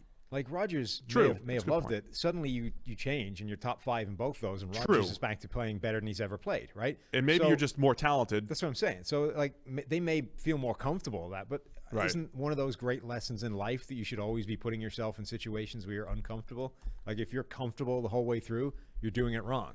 So Peyton Manning and Aaron Rodgers may have been more comfortable without motion messing with their picture, but they are both talented enough that actually they overcome that. And it's better because motion is better. So even independent of the idea that I think the game has probably moved on enough that it doesn't matter what Peyton Manning liked 10 years ago, like, you should be running it now. There's probably a chance that those guys would have been better anyway if they'd been doing it. It's a good point. I remember my trainer used to always make fun of Roger Clemens was a great pitcher. Okay. He had the worst workout program, but it worked for him because he was Roger Clemens.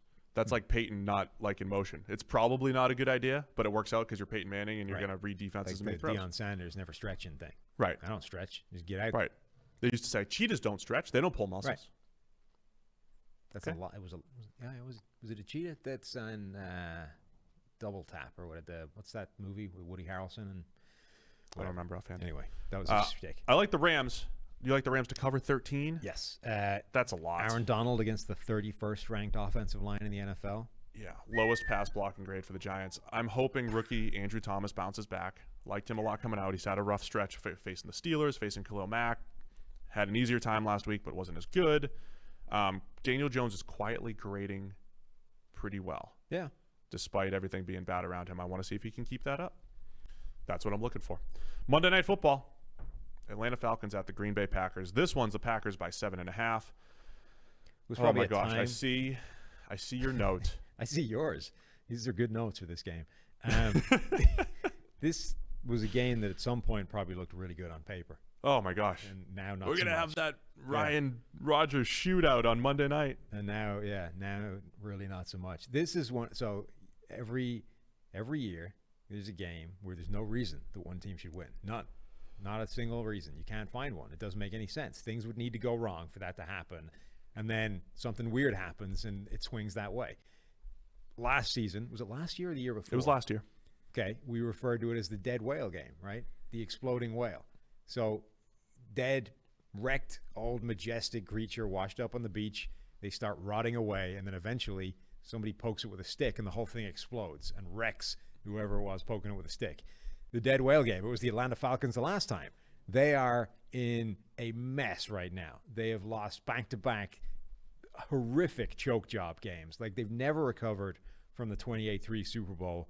They are an absolute disaster, and they're going up against the best quarterback in the NFL through 3 weeks, a team that looks like the class of the NFC now. Does the dead whale of the Atlanta Falcons explode on the Green Bay Packers on Monday Night Football? No. No. You can't be a dead whale 2 years in a row, right? It's a new year. It's a new season. It's a new whale. So maybe. I mean, look, the Falcons are too ridiculous.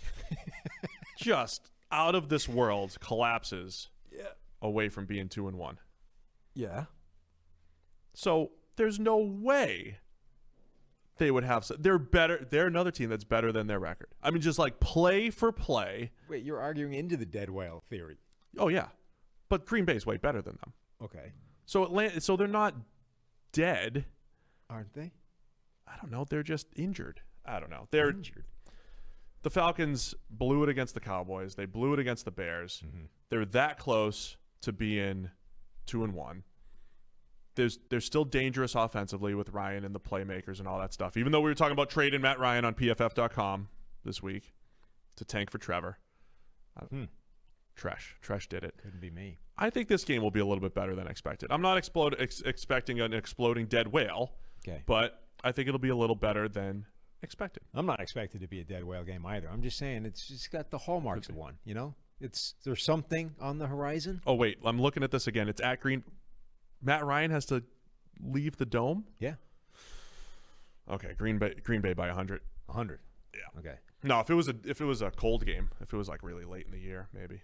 Yeah, Green Bay by 7.5. I think this is one I'll take the Falcons to keep it close. How about that? Cover, but not to win. Cover. Not the dead Green whale. Bay to win, Atlanta to cover. Finally going to take a dog. They're a little bit better than their record would show. It's the theme of when you have 3 weeks of action.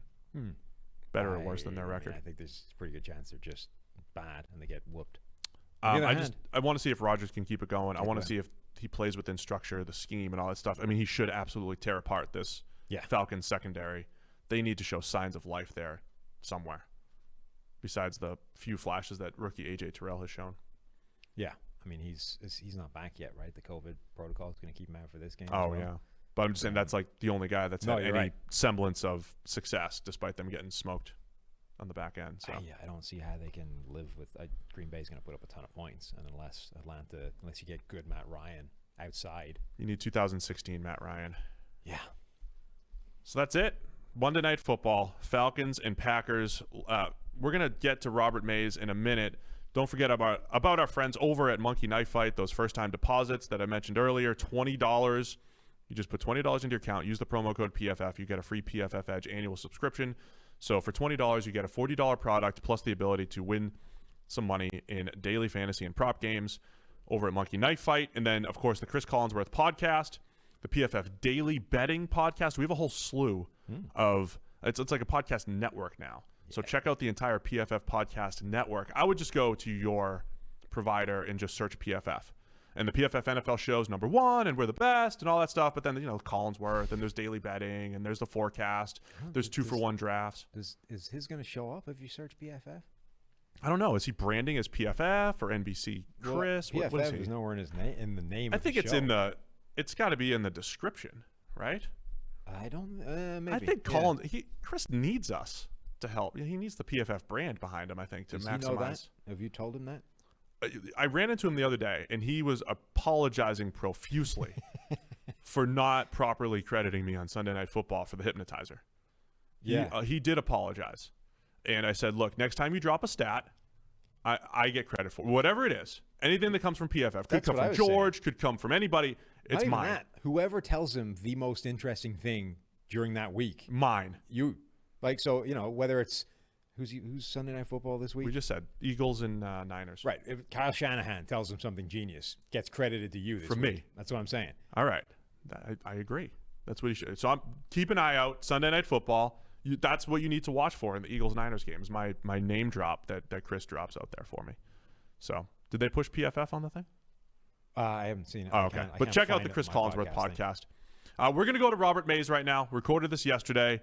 Little football discussion and Sam's journalism. Hope you guys enjoy it. All right, we are here with Robert Mays, formerly of The Ringer, currently of The Athletic, like a free agent, moving on to a new team. How's your new world over there, Robert? How you doing, man?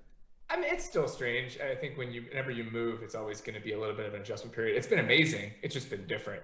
I, for the most part, worked with the same people for 4 years at The Ringer, and then even beyond that, a lot of my bosses at The Ringer were people that I'd worked with for almost a decade at Grantland. So it's definitely going to be a transition. I feel like it's probably like what Phillip Rivers feels like right now, even though the coaches have changed a little bit. He was in the same place for a long time. So the transition is there, but it's been a fun transition. I've really enjoyed it so far. Are you saying you're facing less pressure like Phillip Rivers? You got a nice pocket to work with finally?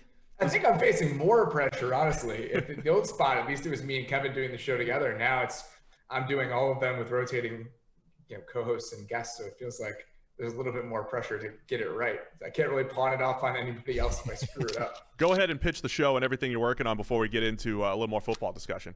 I mean, it's pretty easy. It's the Athletic Football Show. We do it 3 days a week. Sunday nights is me and Nate Tice. I mean, I think you guys know Nate from the football internet. He's smart as can be. Yeah. Wednesdays, we do a rotating cast of characters. Yesterday, Sam came on. Ted and Wynn comes on to do X's and O's every week. And then we do sort of a team visit with one of the athletic team writers, of which there are 30. So it's just an amazing resource. And then Thursdays is me and Lindsey Jones predicting the week and kind of previewing the game. So we're going to do that today with some COVID news. And so that's it. Please check it out. And then I'm writing for The Athletic as well once a week. So pretty standard stuff. So I was on your show yesterday. But mine was more, football talk, easy NFL stuff. I'm more curious about you. So I started doing some research, right? And obviously the first port of call is Google. And I was amazed how little Robert Mays there is on Google. You either lead an extremely uncontroversial life or you have some sort of secret, internet cleansing system that purges all of the bad stuff. There's no like Tom Brady declining from 2014 that I can't get the hell away from in your past. Oh, I've had some horrid takes. I guarantee you there's some stuff out there that I would really wish would go away. But I'm glad that you couldn't find any easily. But I guarantee you there's some bad stuff. I mean, me and Barnwell, I think, predicted the Bucs to win the NFC South like 16 years in a row. And we're always wrong. So at least when I'm wrong, I've been able to turn it into a bit because I'm so consistently wrong. That helps. The Bucs felt like a breakout team for 16 straight years, to be fair. Well, that was like the Chargers. Same thing. I don't think it was totally unfounded. So there's actually some reasoning behind it. But it did become hilarious when we were getting it wrong every single year. At Grant with NFL podcast back in the day, we did a pick of the week against the spread. I think for 16 straight weeks, I got it wrong one year. I want to say it was like 2014. So I've had some bad stretches. I can guarantee you that. But what I did discover on Google was some outstanding photograph. We don't actually have it. I should have cropped it and used it for this. But for the purposes of audio, you can find it yourself with Google image search. Because when I go on Radio Hit, sometimes they tweet out, "Hey, PFF Sam coming on. And they use pictures, right? And they obviously do the same thing. They hit Google image search and they grab a picture. And some of them, like a lot of them use, the most recent sort of picture of me on NFL Network or whatever, which is fine. Others dive back into some godforsaken photo that must have come from like Facebook before it was put private or whatever. There's a great photograph of you from your college days, I think, winning awards. You're an award-winning journalist. I mean, that was back in college when I think it was probably easier to win awards. Are you talking about the one of me and the older lady in front of the weird picture? Yes. Yeah, that's a good one. That's a good one. I didn't have to. I went to dinner with her, and it was her husband. The award was named after him. So you get to go to a luncheon, I think, with his wife, and then there's other people there. So and then you have to take an awkward picture. That was in the rotunda of the newspaper building at the University of Missouri. It seems like not that long ago, but it was a long time ago now. From what I could tell, you won 2 different awards for writing, and one of them was my favorite. I can't believe you're bringing this up. This is great. One of them was great though because it came with a cash prize as well as a copy of a memoir, which sounds a lot like Steve's baseball contract, where if he won the Cy Young Award, he was going to get some tiny, pitiful bonus. $2,500. Yeah, it was $2,500. I mean, this is relatable, other than the fact that you could actually win the award, and I had no shot at winning, the Cy Young. But his came with a book. Yeah, that's impressive. Right? Congrats on that as well. It was the same one. I think it was the Don Romero Writing Prize. I remember what it was called. The Romero Prize. That's beautiful. The other interesting thing I learned from diving into your history is this is your life. You apparently dabbled with the idea of going into law, and I'm curious if you bailed on the prospect for exactly the same reason I did when I did a year of a law diploma, and essentially abandoned it because it turns out the real thing is nothing at all like A Few Good Men. Oh, I was going to go because I had no other options. Okay. I didn't want to do journalism, and my school, that was the best major you could get. So I figured, oh, well, I'll just get an undergraduate degree that looks pretty good, and then I'll go to law school. I took the LSAT, everything. And then I just stumbled back into sports writing. And I was like, oh, yeah, I do like this. There was a reason I wanted to do this from the start. So you didn't sour on law as much as just found, you know, the better calling, or I came back to sports writing as my one true love. That's what happened. Because when I started doing law, I discovered quite quickly that actually it's pretty mind-numbing. Like, you just need to know an absurd amount of case law. The scope for going out there and yelling, you know, you can't handle the truth in a courtroom is pretty small. That's not where most of the stuff is. And it just didn't seem like a good time. I know a lot of lawyers, and I think it's a lot of red tape and just busy work. Not a lot of actual courtroom drama when you're getting into the nitty gritty of being a lawyer in day-to-day life. I knew right to get right into sports. I mean, I knew that. Yeah. No, I didn't dabble in law at all. Also, you were like 9 foot tall, which probably helped. Yeah, exactly. Yes. If you hadn't gotten into sports, just slapping God in the face, I'm pretty sure there was only one route for you to go. Got to take advantage of the height. What else you got? Sam, your research is impeccable here. I know. We're going I'm deep. really uncomfortable with the direction this conversation has gone. Don't worry, only 68 more questions on your background. What do you have next, Sam? That's the beauty of this podcast. We bring on guests and we make them as uncomfortable as humanly possible for as long a time as we can. It's great. So you're more of an actual journalist than us who fall into that category of like either the weird analytics niche or the that's niche for American people. Yeah. I'm told, or you know, sort of bloggers, you know, in the basement doing the standard internet cliche. So I'm curious. There's a Venn diagram with some overlap there. Yes, there definitely is. And I'm curious what you think is happening with the world right now in this way. Athletes taking more direct control over the sort of their message, their branding, being able to talk to, you know, multiple million Twitter followers or whatever. The traditional model of kind of access-based journalists, right? Guys talking to these people, going into the locker room, it feels less important than it's ever been. The sort of decline of all these traditional news outlets. What way do you see all this going down the line? I think that profile writing has changed a lot, you know, just in terms of having to tell someone's story because they can tell their own story. I think it's difficult to do well now because a lot of the time the access that you're getting is the access that people want to give you. So I think threading that needle and writing a really great profile and having it be illustrative in some way is really tough to do. I think that Zach Barron at GQ does a fantastic job. It's not sports, but he writes about celebrities. And I think that the same gatekeepers that exist in the sports world probably exist in the culture world as well.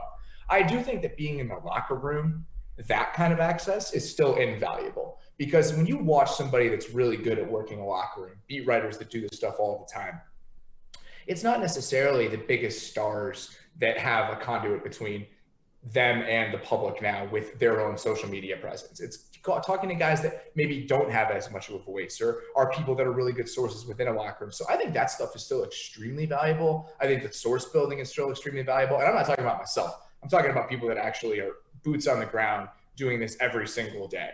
So I do think there's still a ton of value in that. But I think that with some of the bigger stars, yeah, the walls are definitely up. I mean, you think about the ways that maybe like Jackie McMullen or Bob Ryan, those guys always come to mind with just the relationship that people had with teams like the 80s Celtics or whatever. You're on the plane. I mean, you're completely embedded with this. It's a completely different version of storytelling. So I do think that the access still matters, but I think that the access to some of the bigger names probably matters less or probably doesn't even exist anymore.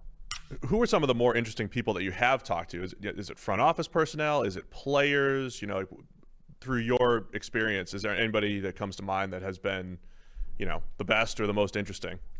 On the record and doing an actual story where I got to write about it after, I mean, I think the one that comes to mind is, I think in 2013, I want to say, it was his first year with the Eagles. I went to Philadelphia and essentially hung out with Connor Barwin for an entire weekend. So I went to the game, and then the day after the game, he and I went to see Animal Collective together at a venue in Philadelphia for the story. And we saw the show. It was extremely weird. I don't know how much you know about Animal Collective, but it's a very strange visual experience. A guy came up to us after the show. We were sitting in the back because that's usually where he sits. Because even though he's a football player and they wear helmets, he looks like a famous person, if that makes sense, just the way that he dresses and everything else. And a guy just tripping so incredibly hard just came up to us after the show and was like, "Are you in the Dirty Projectors?" I'll never forget that. He thought he was a musician, even though he was just a football player because he looks like somebody. That's great. So that was just, I mean, he was just a super interesting guy on a lot of different levels. I mean, if you know about Connor at all, he's very into environmental causes and kind of urban revitalization stuff in Philadelphia. He still does a benefit there every single year. So he was a really interesting person. On a football level, I love talking to receivers. I've gotten so much out of the conversations that I've had with Keenan Allen and Devontae Adams. I think those are two of my favorite guys to talk to just about the ins and outs of the position, because I played football in high school and I love kind of the intricacies of line play and pass rushing and everything else. That I can kind of talk about with some sort of fluency. When it comes to the coverages, playing receiver, all that stuff, I know absolutely nothing. So those guys kind of have laid bare their methods, the way they think about it, just kind of everything that goes into playing that position. And I found those conversations fascinating. It's probably my favorite position to write about because it's the one I came in knowing the least about. You're the perfect guest to start off our interview run, because this show is all about old, really low-level sports careers. So we've got Steve with his tangential minor league baseball, Mine is significantly less notable than Steve's. So we get steps down, right? Then you, who played receiver in high school, and then No. I played offensive defensive line in high offensive school. defensive line. Yeah. And then me, who was a second team All Irish American Football League 1 year, the year that I in fact played terribly and then retired at the end of it. So this is quite the collection of past sporting luminaries. You at least have an award. I mean, you were second team. True, second team. Second team. I just had, 8 Nothing. glorious years in the minors, but no awards to show for it. All right, let's talk some NFL right now. The Bears. Let's talk about the Bears. What's going through your mind right now? Are you ready for the roller coaster of emotions that is Nick Foles? The Of 3-0 course I am. Bears. I just watched Mitchell Trubisky for multiple seasons. Nothing can hurt me anymore. Do you think that Nick Foles and whatever the bottom of the Nick Foles experience could be any worse than what I've watched over the past 3 seasons? Absolutely not. I'm totally fine. I am a man that has been through so much that I feel like my skin is just made of diamonds at this point. So are you optimistic now? I mean, I think the ceiling with Foles is high. And you saw that against the Falcons, right? Like I was joking with Sam the other day, like nothing reminds me of Foles more than him trying to make a throw while taking a hit. But you just don't know what's going to happen on the other side of that, right? It's either going to a safety or it's, right into your receiver's hands. The range of outcomes with Foles is just all over the place. Is he going to be the guy that could help the Bears hit their ceiling this year? I think this year, yes. I mean, in terms of the directions they could have gone, there are other directions that were more appealing to me. Think about what Cam Newton is doing, for example. Yeah. But in terms of this roster, he's definitely better than Mitchell Trubisky. That's what. And he's better. He's better on a few specific levels. He's better on at the snap, pre-snap, just at the line of scrimmage, understanding what coverages are there, getting guys in the right spots. You could even hear that from the way that guys were talking about him on Sunday. He's better just from a giving his guys a chance perspective.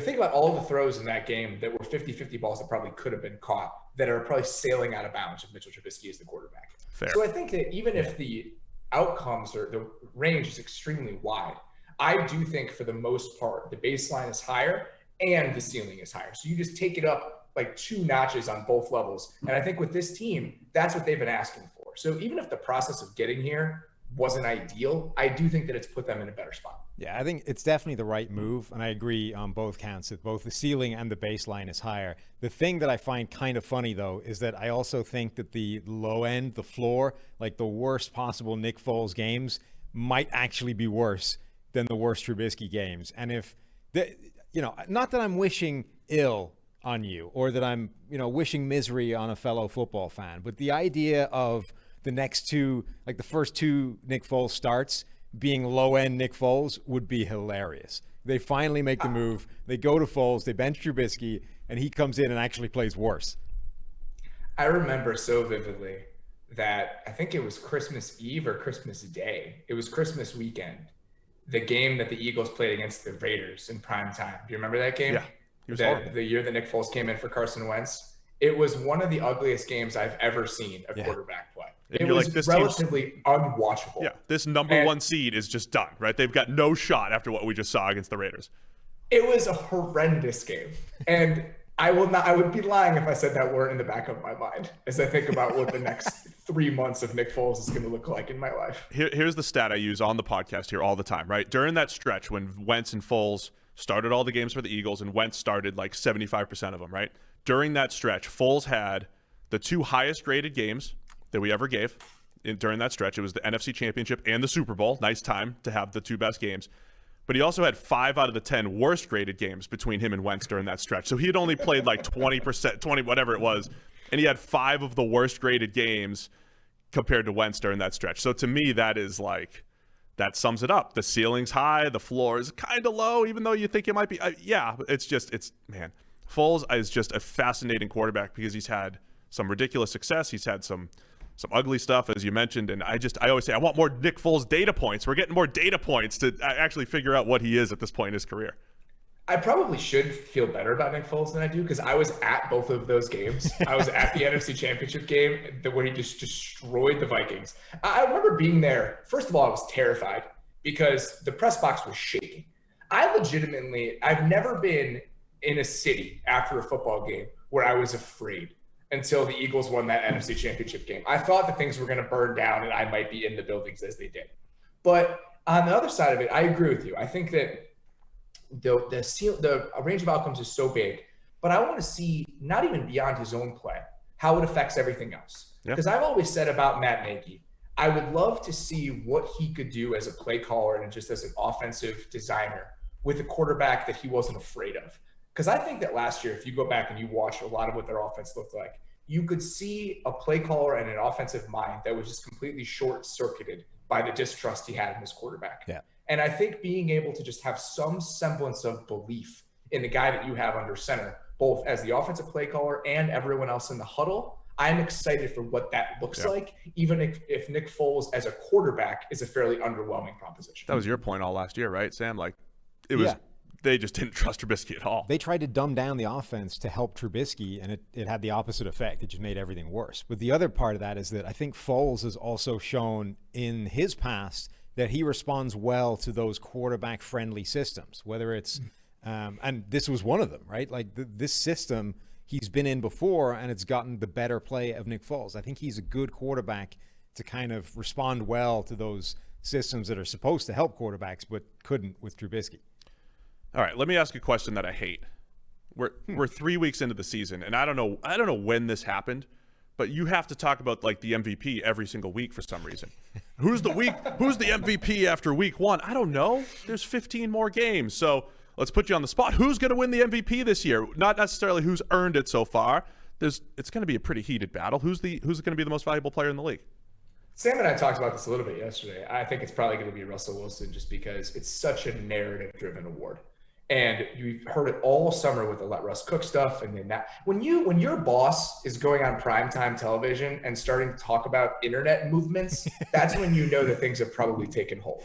So the fact that we have Chris Collinsworth on national television using just little bits that Mina Kimes is talking about all the time on Twitter, we know that we're through the looking glass here. So I'm pretty sure that it's going to be Russell Wilson if he continues to play like this. We're doing our best. Sorry, to brainwash Chris as much as possible. Well, that's when he's I appreciate that. You guys are doing God's work. Yeah, we are. I think it's going to be Wilson just because the narrative is there, and if the quality of play continues, that those are the two real qualities you need in order to win that award. And it seems like both are kind of heading in this direction. He doesn't always remember that it was you that the information came from, but he at least remembers the information. Yeah. That's the most important thing. I just had it out with my boss over on the side here with Chris because, again, I mentioned on the pod the other day, I called that Falcons onside kick that they screwed up the other day. I called it the hypnotizer, and I put a name to it.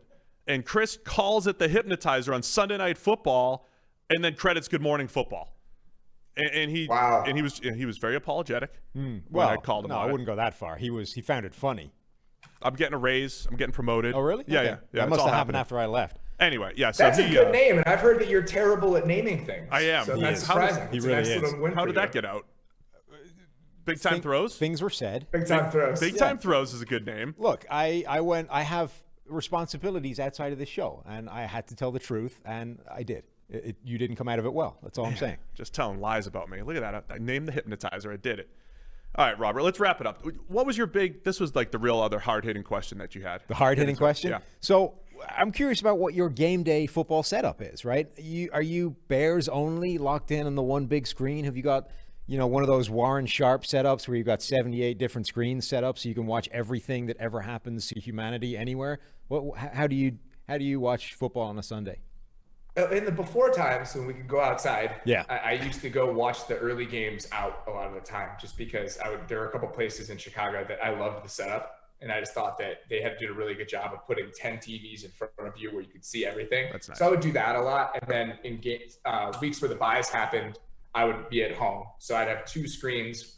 One had the red zone, one had the Bears, and then I had my computer with the 4 mix outside of that. This year, we've had to adapt a little bit. I have a third TV that I bring out for Sunday. Smart. So Nice. I put it on 3 little stools next to my other 2 TVs. So I have the 4 games on that, the red zone, and then the Bears. So that's how I do it. I can usually watch 5 games at once plus the red zone. It's funny. We've been in lockdown, and the pandemic has been going on so long that it never even occurred to me the concept of going outside to watch games. Like Right. leaving your house to see football was literally never even registered in my brain. That's how long we've been stuck at home. I feel distracted when I'm out and about, but it's good if you get the 10 TV setup.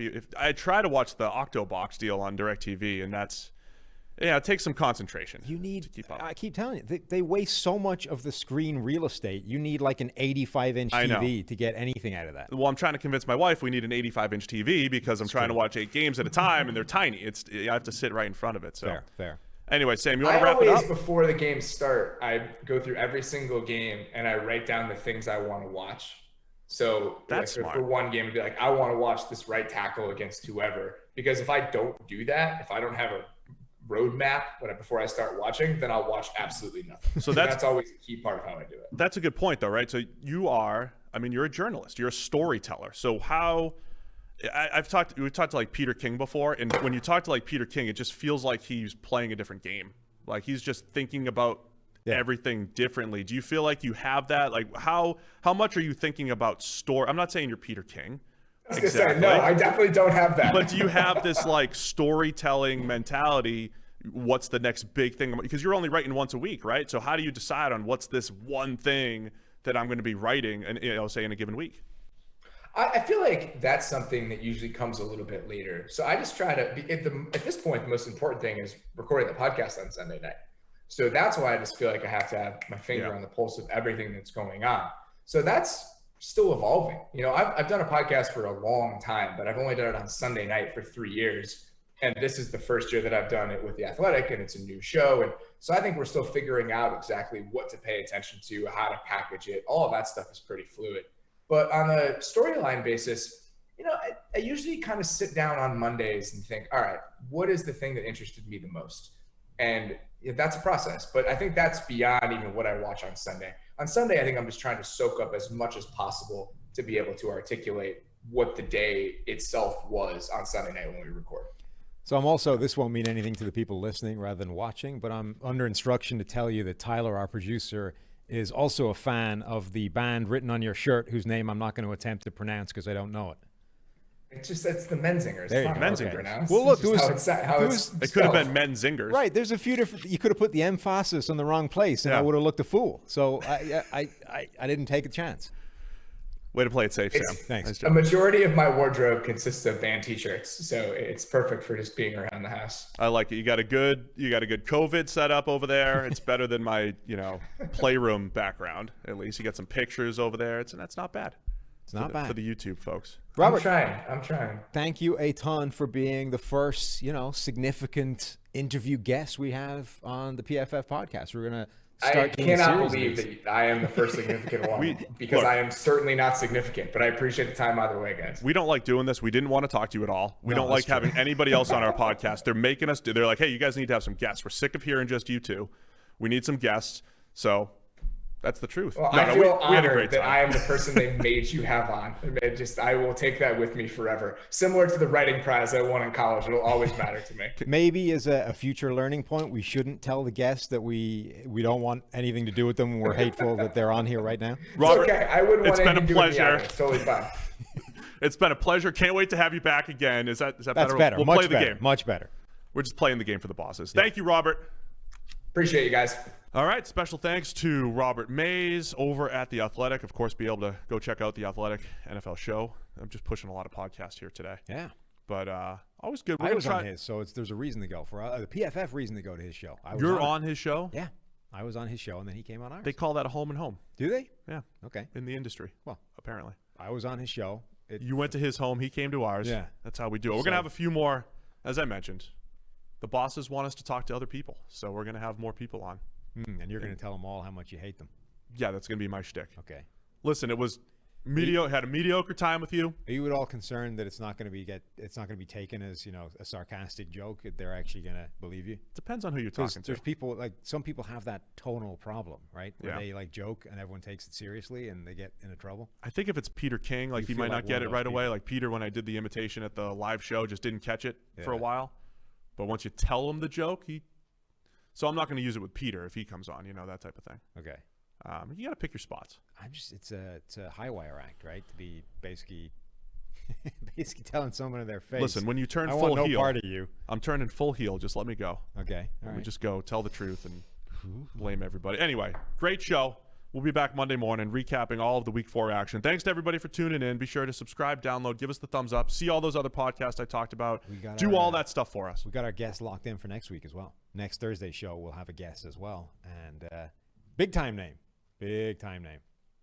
Are you going to – is it you just teasing it? No, I'm teasing. This is a professional tease, Steve. Come on. Oh, so we have a big name next week. It's locked in. We're not going to reveal it now because that would be, and spoiling the surprise. Are you playing us out this week too? Oh, yeah. Your musical montage. If you're still listening 9 hours into this podcast, hang around because we're about to play you out with some cool audio montage stuff. Can we throw a promo code in there too while we're here? Why not? Game Day 25. Game Day 25. What do we get with this thing? I assume 25% off. Otherwise, it's a pretty bad code. Wow. Wow. This is great. Let me go check it out. So all your PFF. You don't already have PFF? Game Day 25 is your promo code. And looks like 25% off your PFF products. Huh. So check that out. Who could have told that from the name? I actually didn't see that. I don't have that information, but I think that's the promo code. Just go check it out. Game Day 25. Action-packed show, as I promised. Mm-hmm. Preview, Robert Mays, and Sam's playing us out right now. See you guys on Monday. You want to get rid of me and get back to more great PFF YouTube content? All you have to do is push that button right there and subscribe. Thanks for watching.